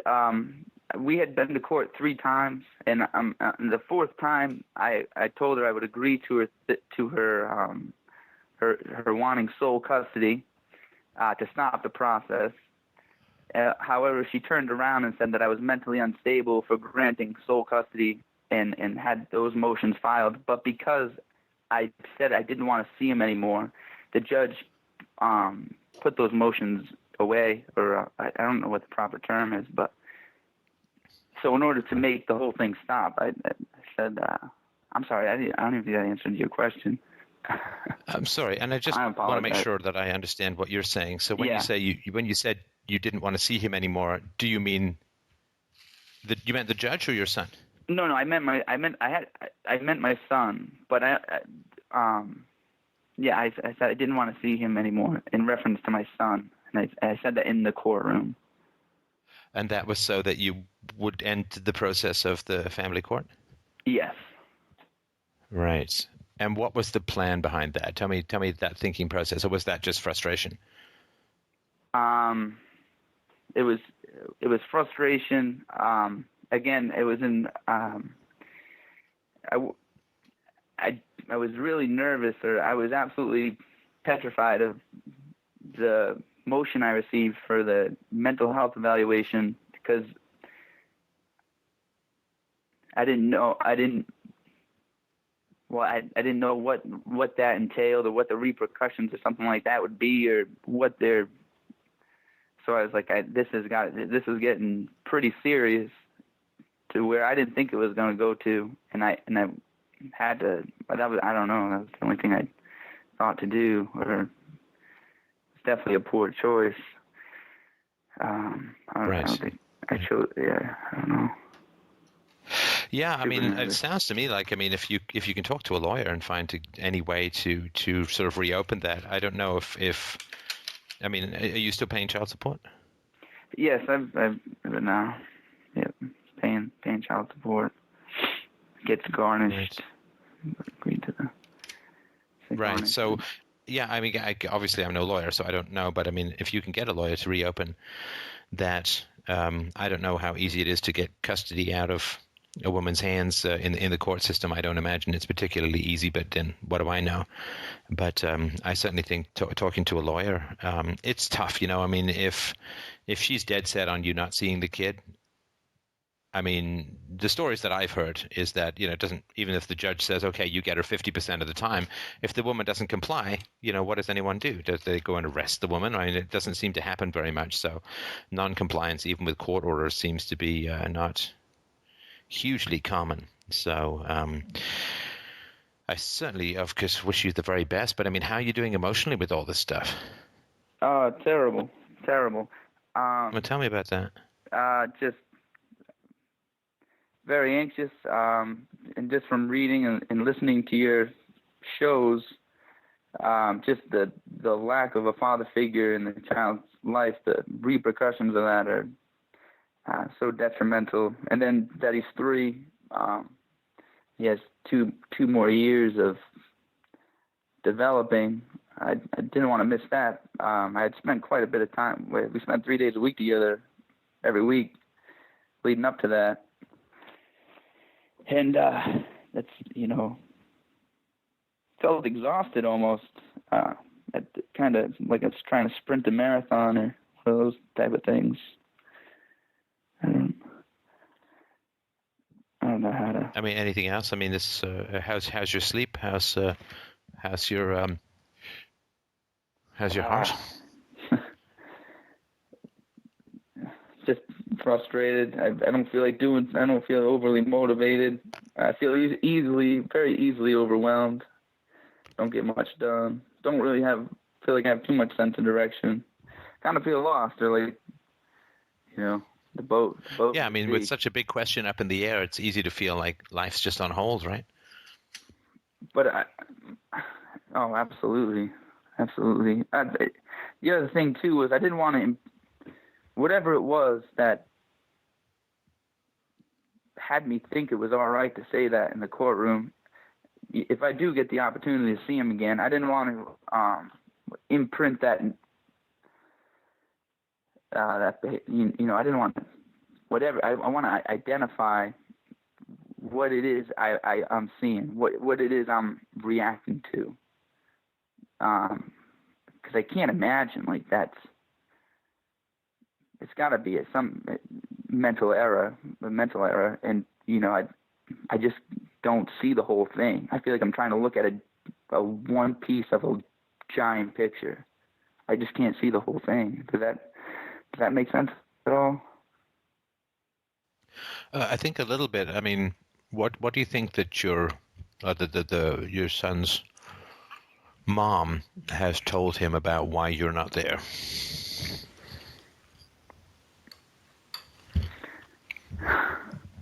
I don't know. I don't think she'd say anything like he's sick or anything. I don't think she'd say something like that. I don't think she'd say anything derogatory to him. I think she'd just say, I don't know, Dad's not doing too well right now. I think she'd leave it at that. Or I don't know. That's what I think. I'd go with that. I think she said Dad isn't doing too well right now. What do you think would be the most honest thing she could say? That would having a tough that we can't communicate. We need to, we need to work on our communication. Mom and Dad have to work on their communication so that they don't royally fuck this up as much as they already have. No, I don't think No? that's it. No, I think you're being very kind. I mean, why did you end up in family court 3 times? Because she didn't want you seeing the kid, right?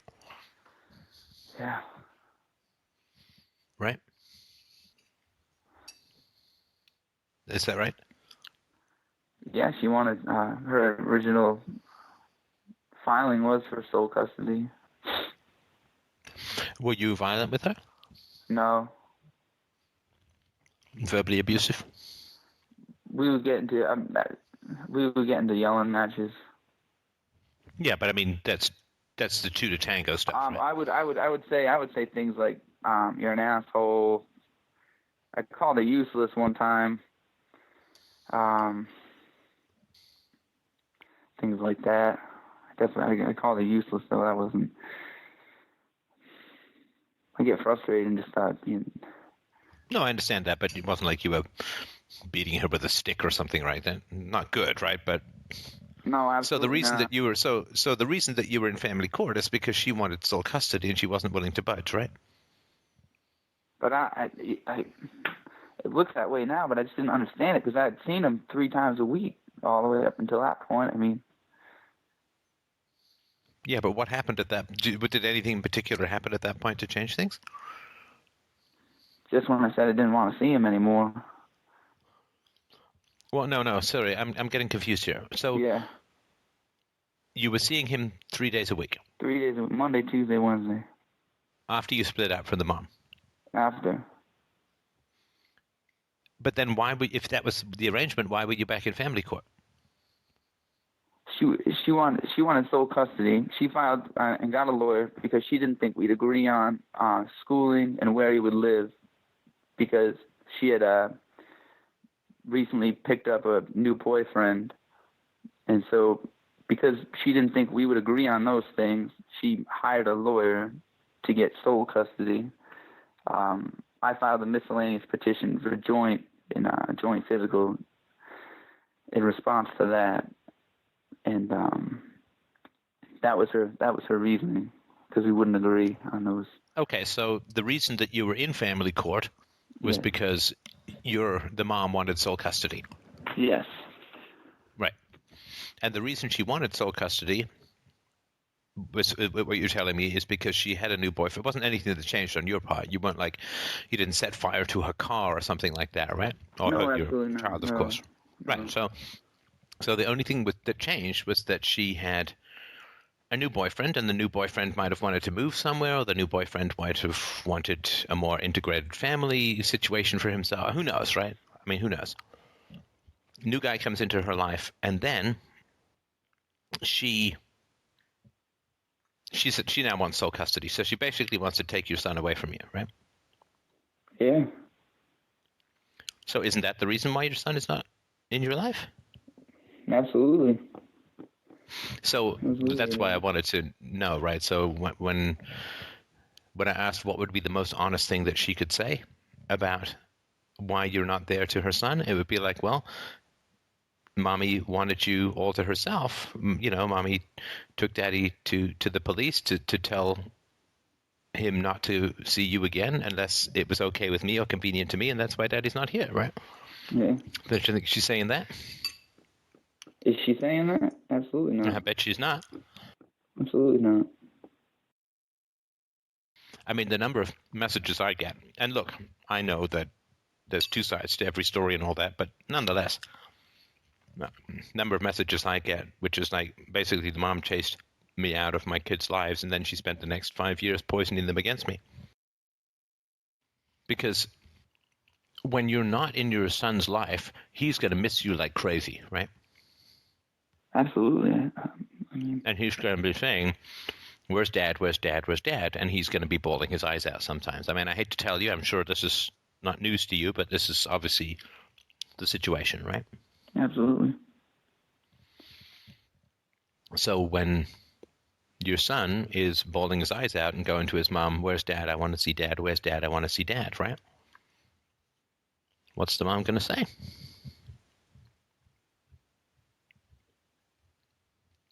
Is she going to say, well, I told him to go away? She's not going to say that, right? Nope. She's got the triple P as the custodial parent, right? And the triple P is the prime propaganda position, right? Mm-hmm. Your son's dependent on her.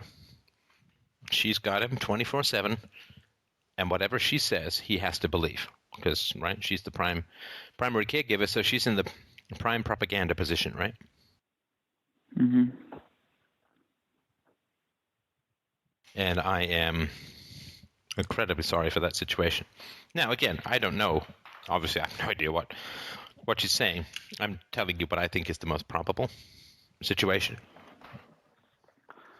And so she's basically, most likely, to be saying to your son either something overtly or covertly negative to you, right? Towards you or about you. So she's either going to be saying, oh, daddy doesn't want to see you, right? She may say that. I don't know, right? Or she may be saying, this sort of slow drip, softer poison of, well, you see, daddy is going through some extreme difficulties. He's having trouble with his thinking. He's like, whatever it is, right? And that stuff's all pretty shitty for kids to hear too, right? But someone has to be responsible, right? Yeah. And that is a challenge that you're going to face, which I'm incredibly sorry for as well. It's a challenge you're going to face, even if you get what you want. Absolutely. Right? Because if you get what you want, let's say some miracle happens, right? Mm. And you get relatively quick access to your son, right? Well, your son's going to say, Dad, why didn't I see you for so long? Yeah. What are you going to say? What would be the most honest thing to say?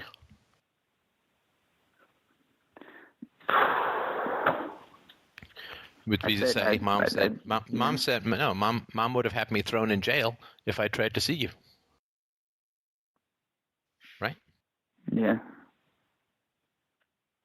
I mean, am I wrong? Isn't that what would have happened?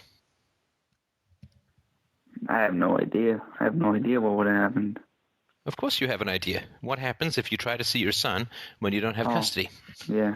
Yeah, no. Thrown in jail. You stalker, right? Off you go. Violating something.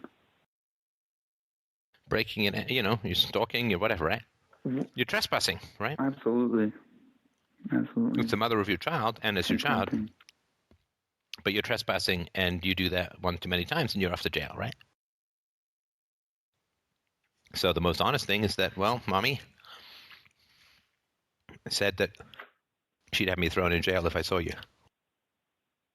How's that going to go down? Oh, geez, absolutely terrible. Right. It's going to stand and contradict everything that she told him. Right, and then you can't ask him to keep a secret, so then he's going to go to his mom and say, well, Dad says that you were going to have him thrown in jail if he saw me. Right? Geez. And then what happens? Oh, the propaganda starts to spin. Well, yeah, and maybe you get a visit from the new boyfriend who might be a rather large individual. I mean, obviously you're ex-military, you can take care of yourself, but the shit hits the fan, right? Yeah. So you are then in the situation of, well, do I pretend it was my fault that I haven't seen you? Or do I tell the truth? Do I say to my son, I was an asshole for not seeing you? Or do I say to my son, your mother was a bitch for not letting me see you? This is like the either one's living tough. hell that... sorry, go ahead. Oh, I'm sorry. I feel like either one of them's to pass that, like that is that'd be like throwing hot rocks at him, ain't it? Oh, yeah, listen, I mean, there's no easy answer to this, right? Yeah. There's no easy answer to this at all. And I'm not trying to make you feel worse, right? But what I'm trying to sort of I'm trying to just sort of give you the reality, right? Because what you want is to see your son, right? I mean, I get that. I mean, you'd walk through fire, you'd bear any price, carry any burden to get to see your son, right? But I need you to be realistic about what's going on, right? Right. Because he's now the son who's most likely been lied to about you. Right. And if you try and set him straight on those lies, your life is going to get pretty complicated pretty quickly, right? Absolutely. Probably be more emotion and more family court stuff, I'd imagine. Aggressive. Well, the person, if your son has been propagandized, then, I mean, this is the kind of living hell that dads get into, and obviously moms sometimes too, but the vast majority of it is dads. This is the living hell that dads get into, right? This is one of the reasons why I think my dad and I could really never talk. I had this basic question, which is, where did you go? And why did you go? And what the hell could he say? Would you want to know? Either he was fine leaving, or thought that was fine, in which case, well, not good, right? Or he wanted to stay, but my mom drove him away. Yeah. But she's the one I got to go back and live with, right? Right.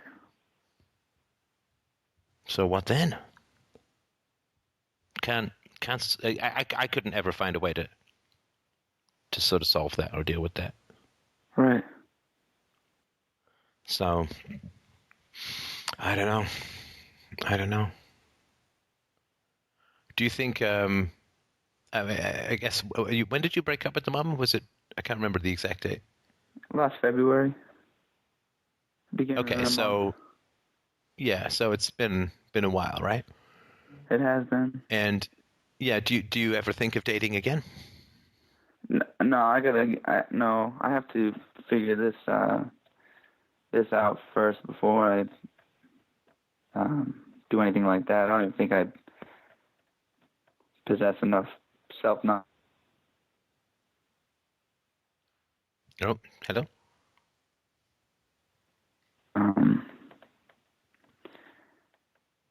But then to find a woman who's desires to participate in that, and then I think I have to repair that relationship with my son first before I do anything like that. Yes, but this is what I'm asking, which is how. How? Right? Your wife's going in the prime propaganda position. Right. How? Because look, one of you has to go under the bus, right? Mm. You haven't seen your son for a while, and it's going to be a while till you see him again, right? Right. So it might be 6 months, it might be a year, it might be less, it might be more, right? Right. Someone has to go under the bus. Because a kid's not going to, it wouldn't, right? You understand, right? You may have been 6 to 12 months without seeing your son, if you're lucky, right? Right. So the reality is, and this is I mean, obviously this is important for you, but it's important for other people out there. Like if you're going to break up and you've got kids, right? At this point, someone has to go under the bus, right? Yeah.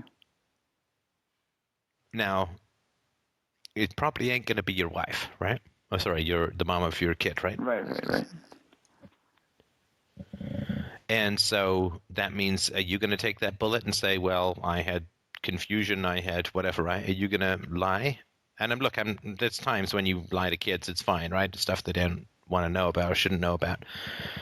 But are you going to take that bullet, right? Are you going to be like, well, Daddy got confused, Daddy had some work to do, Daddy was right? Because if you make it not so bad, then it's going to be confusing to him as to why you didn't see him. But if you make it really bad, then it's going to be alarming to him, right? Right. So if I try to take the blame for it, I'm invalidating his awareness of me not being there. I'm almost making light of it because he's completely aware of me not being there. Yeah. If you say, well, Daddy had some hobbies to attend to, it'd be like, what? I'm less important than your hobbies, that's kind terrible. of thing. That sounds right.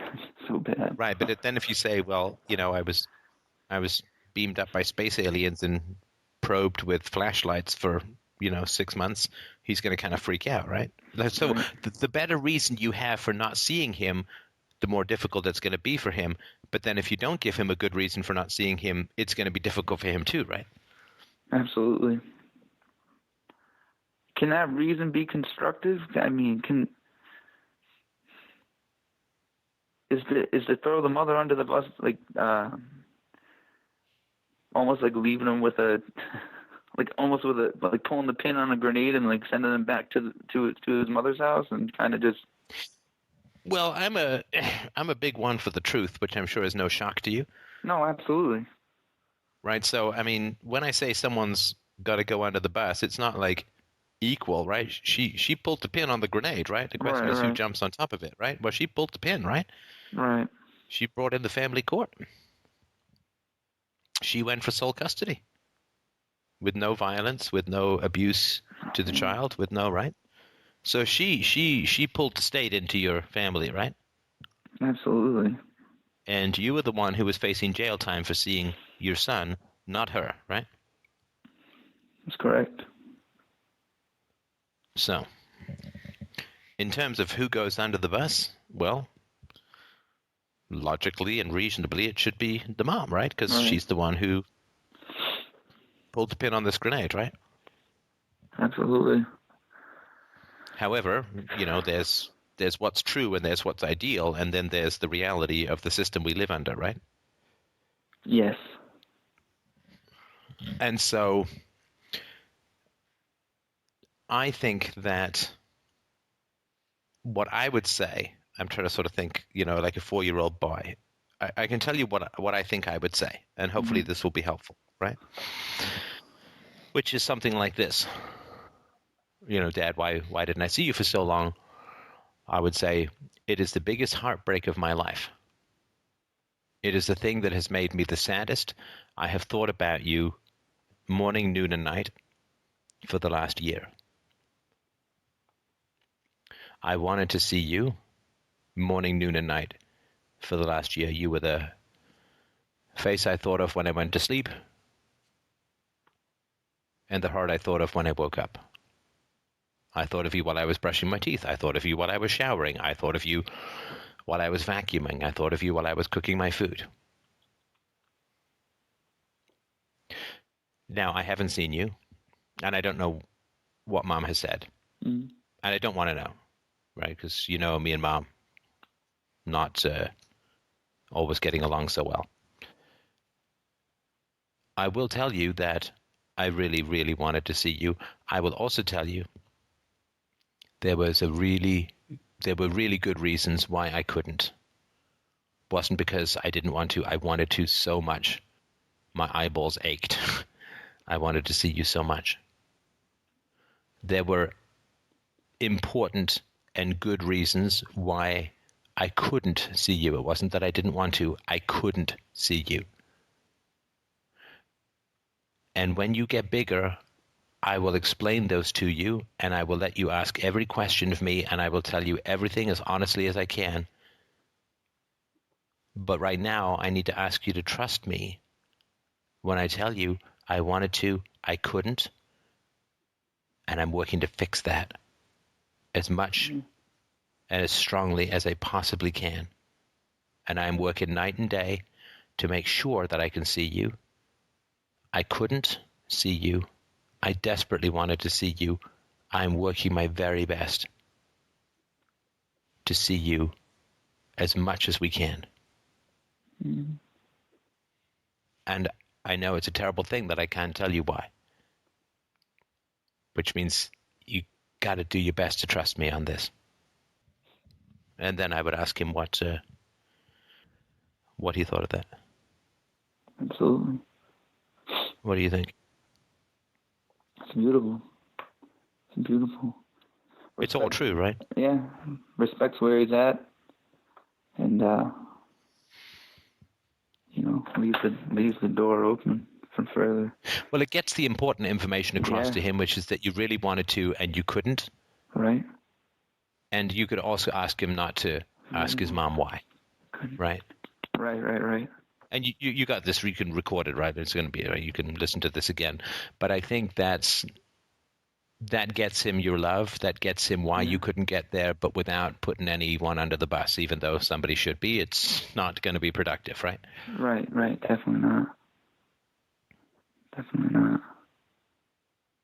And all of that's true. It is. You can't say why, but I get that you really, really want to see him. Yeah, you have to. Absolutely. But yeah, you don't want to poke the dragon, right? No. As far as that goes, I'm really at a loss as far as how to approach that. Because just from trying to play back what I'm saying about talking about this situation, it really seems like I'm not being realistic about what's going on. So I don't think I'm seeing her realistically in my mind. I almost feel like I'm seeing her as that kind. My eyes see her as a bent stick in the water, like that optical illusion. You mean the mom? The mom.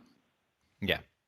So I feel like that's the way I see her. Look, moms have no right to keep fathers from children. Right. It's incredibly destructive to keep a non-abusive father from children, particularly fathers and sons. It is unholy. It is incredibly destructive. It is selfish. It is monstrous. And she will pay. She will pay for that in the long run. Yeah. And I'm certainly working my ass off to make sure bad people get theirs, right? Absolutely. So it is incredibly destructive what she has done, and nobody knows except her and maybe her boyfriend and your son the degree to which she may have poisoned the well with regards to you. Yeah. But she's given him some reason as to why you're not there, and I would not put one thin dime on her taking any responsibility for that. Right. And I mean, this just could be my experience of women, so this is all purely subjective, and this is just my thoughts and feelings. Right. But in my experience, men have a part of themselves that says, wait a minute, what are you doing? Not all men, obviously, right? Right. But women have this thing where they get into this mode, and no part of them ever jumps them out of that mode. Like no part of them ever says, what am I doing? Like I can understand you get angry. Like, oh, I get so angry. I never want to have that guy in my life again, right? Right. I never want to have that guy. I don't want him around my kid, right? People get angry, they get frustrated or whatever, right? And then, you shake your head and you say, well, yeah, but I mean, of course, I voluntarily chose to have sex with the guy. We've got a kid. I have my issues with him, but the kid needs a father, right? Yeah. Now, that first part happens to everyone. That second part doesn't seem to happen quite as much for women, right? Mm. Like they just, yeah, I'm going to take him to court. Yeah, I'm in the right. Yes, this self-righteousness and this blindness to consequences and this ability to hold on to a grudge, to hold on, to nurse a grudge until it grows a beard and dies of old age, right? Yeah. And that's something to again, this is not, my wife is not like that. My daughter is not like that. My female friends are not like that. But it's something that I've noticed that I sort of caution men about, There used to be a statement which said, hell hath no fury like a woman scorned, right? Which is when women get mad, they really tend to stay mad. Yeah. Like they don't sort of sit there and like, I sort of made this joke the other day about a woman apologizing, right? In one of my movie reviews. And it's really not hugely common. Not hugely common. And so the female anger becomes like physics. It's not like a mood that you sort of, like you wake up the next day and it's like, oh man, what did I say? Or whatever, right? It becomes like physics. It's just something you just have to take for granted. Absolutely. And, to be fair, all right, I want to put the caveats in, right? I mean, yeah, men are like this too. And, we got drunken men and jerky men and abusive men and so on. But in my experience, and this is particularly true with the court system, I mean, I heard a few snippets from my dad about what it was like to live with my mom. My mom was still trying to sue my dad when I was in my teens.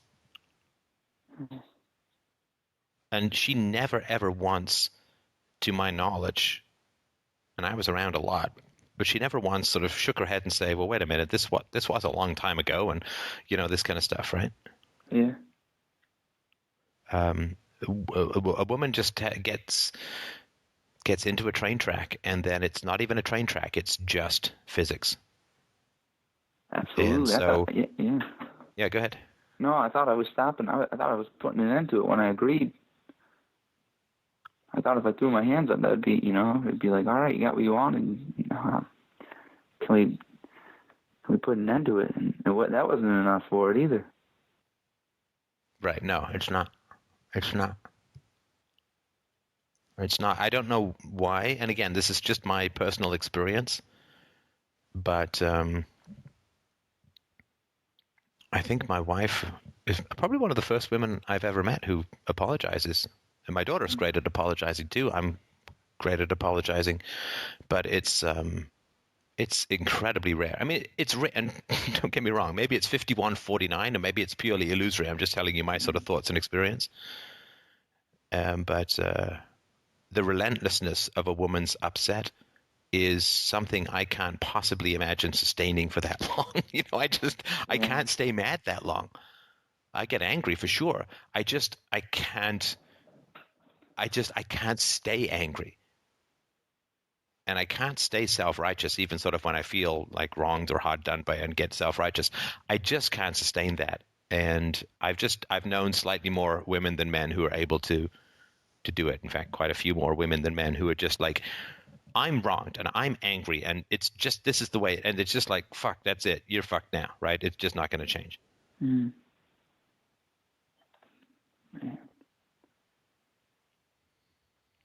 Is there any? I think that's just. Sorry. No, go ahead. No. Go ahead. Is there any way, or I guess, how can I? Not how, but I gotta find a way to communicate that model, some sort of. I just don't want to. I don't want to have him take that as a truth with him.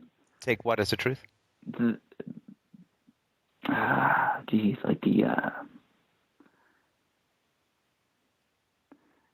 the lack of the inability to communicate, the What is it? No, maybe you not mean truth, but give him the with tools his to mom? understand it. Give him the tools. With you and his mom? Yes. Give it. Yeah, honestly, if I were in your shoes, I would not focus on having my son understand my relationship with his mom. Right. Your relationship with your son is the focus. Right. Right. You want to be as present and as connected and as there for your son as you can be. And he's just going to the problem is, of course, yeah. if you have a really dysfunctional parent, then the more functional parent is innately provocative, right? So if you're a really great listener and you are a peaceful parent and so on, and you don't spank, don't yell, don't whatever, punish kind of stuff, then he's going to be more and more drawn towards you, right? And he's going to be more and more recoiling from his mom and her boy toy, right? Right. So the better parent you are, if there's a dysfunctional parent around, the better parent you are, the more you're going to incite the mom, right? Right. So it gets really complicated. Because what if he's crying and says, well, I want to be with dad, or dad doesn't yell at me, or dad doesn't hit me, or dad doesn't make me sit in timeouts for 20 minutes, or, whatever, right? Right. What's the mom going to say? How's she going to feel, and what's she going to do? Oh, my goodness. I can't imagine. I think that'd be still. Is she going to say, wow, I guess I'm going to call him up and learn how to be a better parent? Absolutely not. No. If she's stuck in the resentment train, then that track only goes round and round, right? Oh, yes. And there's not a lot of people. I mean, this is, I don't just blame women for this, because there's not a lot of people who'll sit down with a woman and say, okay, lady, come on, what are you doing? Like, what's the matter with you? You sold custody? Come on. Well, he said he didn't want to see him again. Look, you took him to court 3 times. He's a vet. He's got stress from combat deployment. I mean, give me a break. What are you doing? You chose to have a child with this guy, right? He's paying child support. Why is he not in his son's life? Well, no, come on. You need to stop this, right? How many people sit down with women and try to put the brakes on the resentment train, right? Try to get them to jump the tracks of self-pity and self-righteousness and anger and all that, right? Well, not a lot, because a lot of women are the same way, and a lot of men were raised by women like that and pretty terrified to do it, right? Right. Because I think if men were to do that and bring women up short that way, and again, it's not gender specific. I wish women would have done that to men who were jerks too, right? But how, is she going to have people around who are going to intervene? Well, probably not, because they're going to get that if they try to intervene, she might just dump them out of her life, right? Right. Oh, wow. Yeah. And the reason I'm saying all of this is all stuff to mull over as you move forward, and just don't, when I get my son, everything's going to be, right? No, yeah, absolutely not. Yeah. Great, right? I mean, it's a real challenge. Absolutely. The work. Not the work, but I mean. Do you have people you can talk to about all this? Well, I thought I did, but I asked one of my friends to go with me to court that day, and he said he wouldn't feel comfortable going, but then he kind of made light of it, so kind of crossed him off the close friends list. So as of now, no. Can you get any therapy from the VA or anything? I can't. I had been going. I'd been seeing a therapist, and the week before my court date, I had sat down with this gentleman, and I was taking my nursing final, and I told him that I was going to spend the majority of my time putting together this binder of representation of letters and whatnot that I tried to accumulate before this day, and he told me that was a good idea, so I kind of lost faith in him. I don't think he saw the panicked look on my face. I didn't acknowledge that panicked flight or fight look on my face that overwhelmed tunnel vision look. Right. So I got very frustrated with that gentleman, the therapist at the VA. Kind of turned me off to it. Well, give it a, Yeah, I need to go back to that. Absolutely. just you eat one bad Chinese meal. It doesn't mean you never go to another Chinese restaurant, right? No, absolutely. But yeah, I would definitely. I mean, this is going to take some processing, right? Because the more you're surprised by this negative stuff which might come out, the more your frustration will boil over, right? So the reason why I'm going over all of this stuff with you, my friend, is because your frustration boiled over, and you said, "Well, then I just won't see him," right? Right. Now, if you have this, if you're not aware of the landmines you're stepping into, right, then there's going to be a lot of clicks, and you're going to be missing a lot of limbs, right? Absolutely. Right, because if you have realistic expectations about what you can do and what you can't do, and you've prepared and all this going into this thorny situation, then you're going to be less likely to just suddenly boil over with frustration, right? If you know ahead of time, right? Right? Like you don't go into combat saying, "Wait a minute, where's my fucking ice cream truck?" Right? You know, in combat, not a lot of Mr. Freezies floating around in case you get a little hot, right? So you're not pissed off about that, right? Oh, man. Wait a minute. I'm so sorry.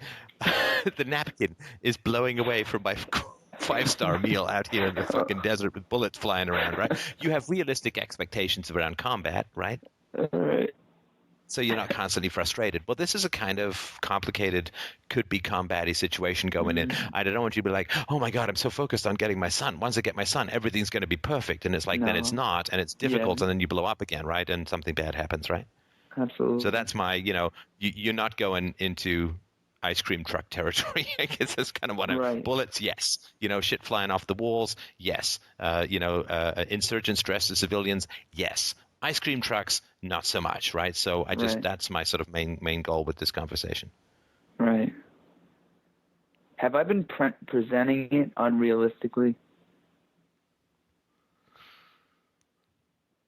I think because you haven't been talking about, you haven't asked me, like, how do I overcome the challenge of what my wife has said about me and why I'm not there, or what do you think she's been saying, or like I think that your heart's broken and you want to see your son so bad it smells like cordite off M16. Ooh, look at me with my butch metaphors. Anyway, right? No, I get all of that, and I feel for you. I think that's incredibly difficult, but. Given what you were telling me about how you kind of boiled over with frustration and said, "That's it, right? I just won't see him," right? Yeah. Then that's sort of my major concern, that you go in with a clear-eyed view of what can be achieved, but some of the difficulties that you might run into. Right. Wow.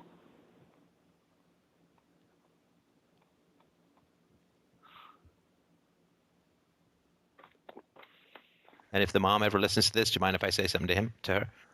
Absolutely not. All right.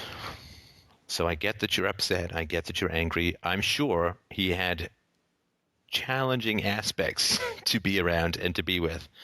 But you all did make a kid together. And that kid is a real person. And that kid has needs that are they transcend. They're much bigger than any upset you might have with the dad, right? I mean, the son has needs, and in particular, he has needs for his dad. And I don't know if you grew up without a dad, I don't know if you grew up without a mom, but if there's a hole in the family portrait, that makes a hole in the child's heart. And the child will try and fill that hole with lots of bad behaviors. Like you can kind of get away with it now in a way because he's 3. But, he's going to be 13 before you know it, and then 16, and then 20. And if he's got no dad around, and particularly if you're not telling him exactly why he has no dad around, which has something to do, I'm sure, with the dad being difficult, but mostly to do with you basically having him thrown in jail if he tries to see his kid because you went for sole custody, right? And don't give me this, well, he said he didn't want to see the kid. I mean, being on the receiving end of 3 rounds of family court. Like, family court is a whole lot different for men than it is for women, right? It's a very female-friendly place, which is why, right, 85% of the custody goes to women, and the 15% that goes to men, like 5 or 10% of that is simply because the woman doesn't contest, like she doesn't even bother, right? So basically, 19 out of 20 of the cases go to women, and so your experience as a woman of female court, very, very different, right? So the fact that he lost it and got upset, look, I mean, cut the guy some slack. I mean, he did fight for a cause, and he went through a lot of stress and trauma, and then stress and trauma with you, stress and trauma with family court, it's okay, right? I mean, we can enlarge our heart to the point where we can forgive a mistake like that from a guy who's still, obviously, he's not saying, well, screw that family, I'm going to go off and make another one out of Play-Doh and electricity, right? So your son, dear lady, needs his father, and if you don't believe me, which is fine if you don't, just Google fatherlessness, right? Effects on children, no father, effects on children. You will see that you might as well have him start smoking Marlboros at the age of 3, like unfiltered Turkish rot your lungs in 12 seconds kind of stuff. It is incredibly dangerous and destructive for you to have the father out of the boy's life. And you say, well, I've got a new boyfriend. Well, you do, and maybe he'll stay, and maybe he won't. The last boyfriend you had an actual kid with, you couldn't hang on to. And so your son is going to need a stable caregiver in his life. This guy's willing to step up. This guy's willing to do that, despite all difficulties and despite all obstacles. He's willing to pay good money. He's willing to spend time. He pays his child support. He's doing the thing that he needs to do. And yeah, you may be pissed at him. You may be frustrated with him. You may not want him in your life, right? Let's say that you're completely right about that. Maybe he's just a completely abrasive guy who regularly, wipes his nose on his sleeve and, wipes his ass on your best linen. I don't know, right? Let's just say. Okay, but he doesn't have to be in your life, right? Because it's not your needs that matter here, fundamentally. Once you have a kid, you get this great luxury of not having any needs anymore, fundamentally, for quite a long time. And if you don't want to see the guy, right, the father, okay, he was fine to screw, but, don't want him, that's okay, then you can figure that out, right? You can arrange third parties, and governments will help you with that. Family court will have third parties to pick him off, drop him off. You don't even have to see each other, right? Hopefully you can at least be civil for a drop-off and a pickup. But it doesn't matter whether, no matter how mad you are, at the father of your child, you cannot take it out on the child. You cannot deny the child what he needs. That's like saying, well, I'm overweight, so my child shouldn't eat. That makes no sense, right? Your child has a need for his father. And your frustration, your irritation, your anger.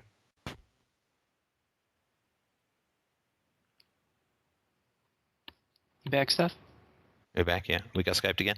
Are you on, Charles? Oh, yeah, sorry. So your son's need for a father trumps your irritation at the father 7 days a week and twice on Sundays, right? To be a good parent, to be a responsible parent, means putting your own needs aside. I'm sure when you were breastfeeding, there were times when you really wanted to sleep. In fact, it was probably every day that you really wanted to sleep, but your baby needed to feed every 3 hours. So you put your own needs for sleep aside and you fed your baby. And we all understand that. I mean, how do we feel about a mom who says, well, I went to go and spend 12 hours sleeping at a hotel because I just, was feeling a little tired, and the baby's, half dehydrated from whatever, right? I mean, we'd say that'd be pretty monstrous, right? Because the baby's needs trump your needs for sleep. Baby's need for food trumps your need for sleep. Baby's need, child's need, toddler's need, teenager's need for father trumps your irritation at that father. It just does. You have to act in the best interest of the child. That's what family court is supposed to be all about. That's a decision that you can make. What is in the best interest of the child is the child having a relationship with his father. And you may not believe me now, and I hope that you will never have to believe me, because the child has hit teenage years and has gone off the rails and doesn't listen to you and doesn't respect you, is hanging with the wrong crowd, is drinking, smoking, doing drugs, having unprotected sex, doing Lord knows what. Because that's a pretty likely outcome in this kind of situation. Not all of them, but some combination. So there are times in life where we absolutely have to overcome our resentments. We absolutely have to overcome the stories we tell ourselves that keep us angry. And you can indulge your own anger at the father of your son for as long as you want. It's not going to do you much good, but it's only yourself that you're harming. But just like you didn't smoke when you were pregnant, even though you may have wanted to, just like you didn't drink when you were pregnant, even though you may have wanted to, you have to overcome this emotion, and you have to refrain from punishing the son for the sins of the father, even if the sins are real, even if the sins are valid. You cannot punish the son for the sins of the father, because when the son grows up, everything I'm talking about now will be completely common knowledge. Right. And he will look at you with very clear and extremely critical eyes, just as if you had been smoking and drinking and partying while pregnant with him. Even when people knew how bad it was, he would look at you that way when he grew up and saw pictures of you doing all of that. When he grows up and he becomes 14, 15, 16, this is more than 10 years away. This stuff has now been known for a long time, 20 or 30 years. It's really hitting the mainstream. And when your son grows up, he will realize the degree of immature harm you put him through in order to indulge your own anger and upset with his father. And I'm certainly going to keep pushing that information out. There are lots of far more competent people than I pushing this information out. And he will know how selfish you were if you don't overcome this.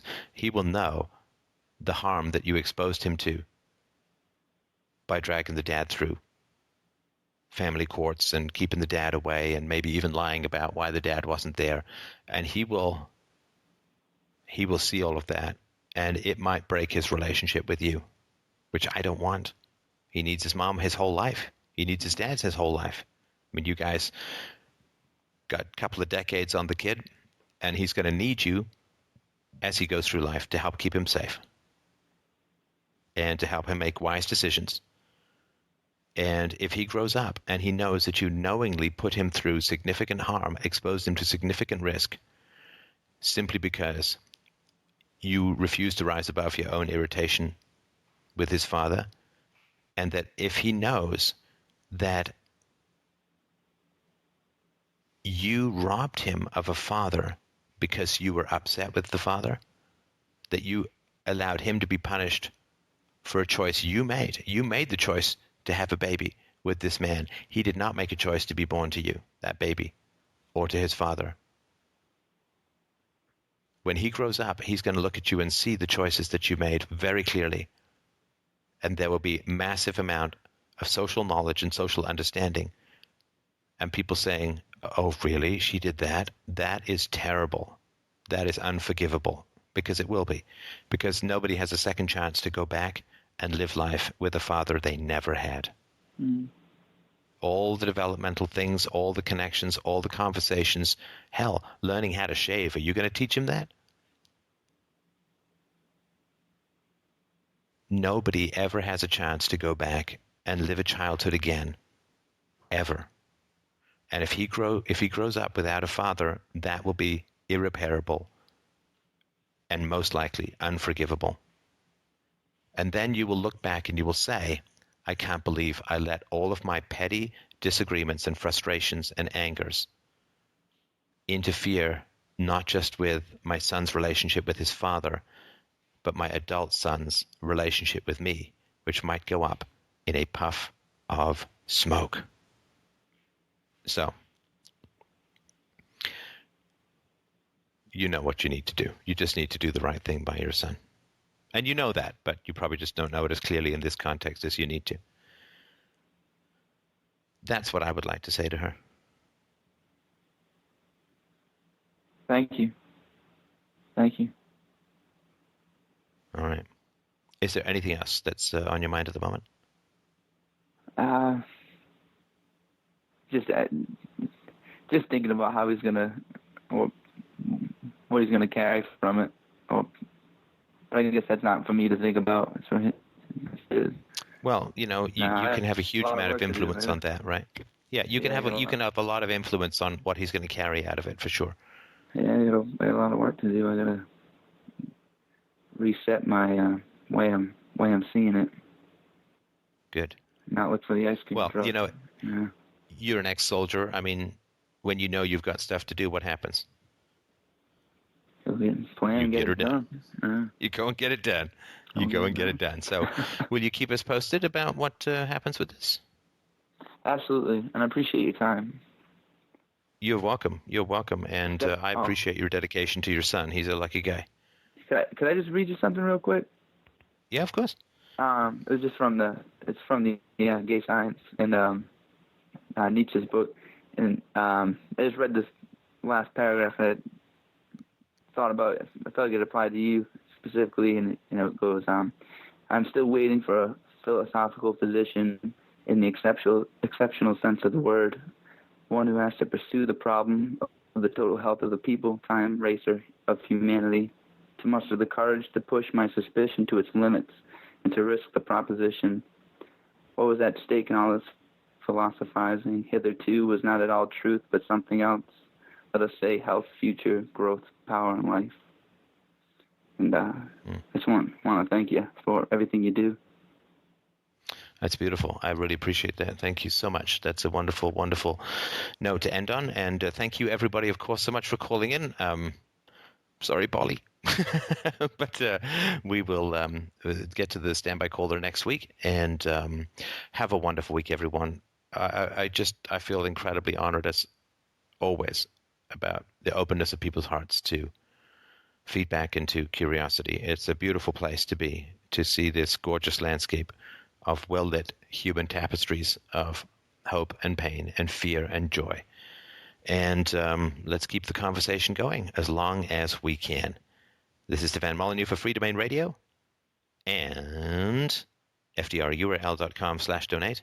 Have yourself a great week.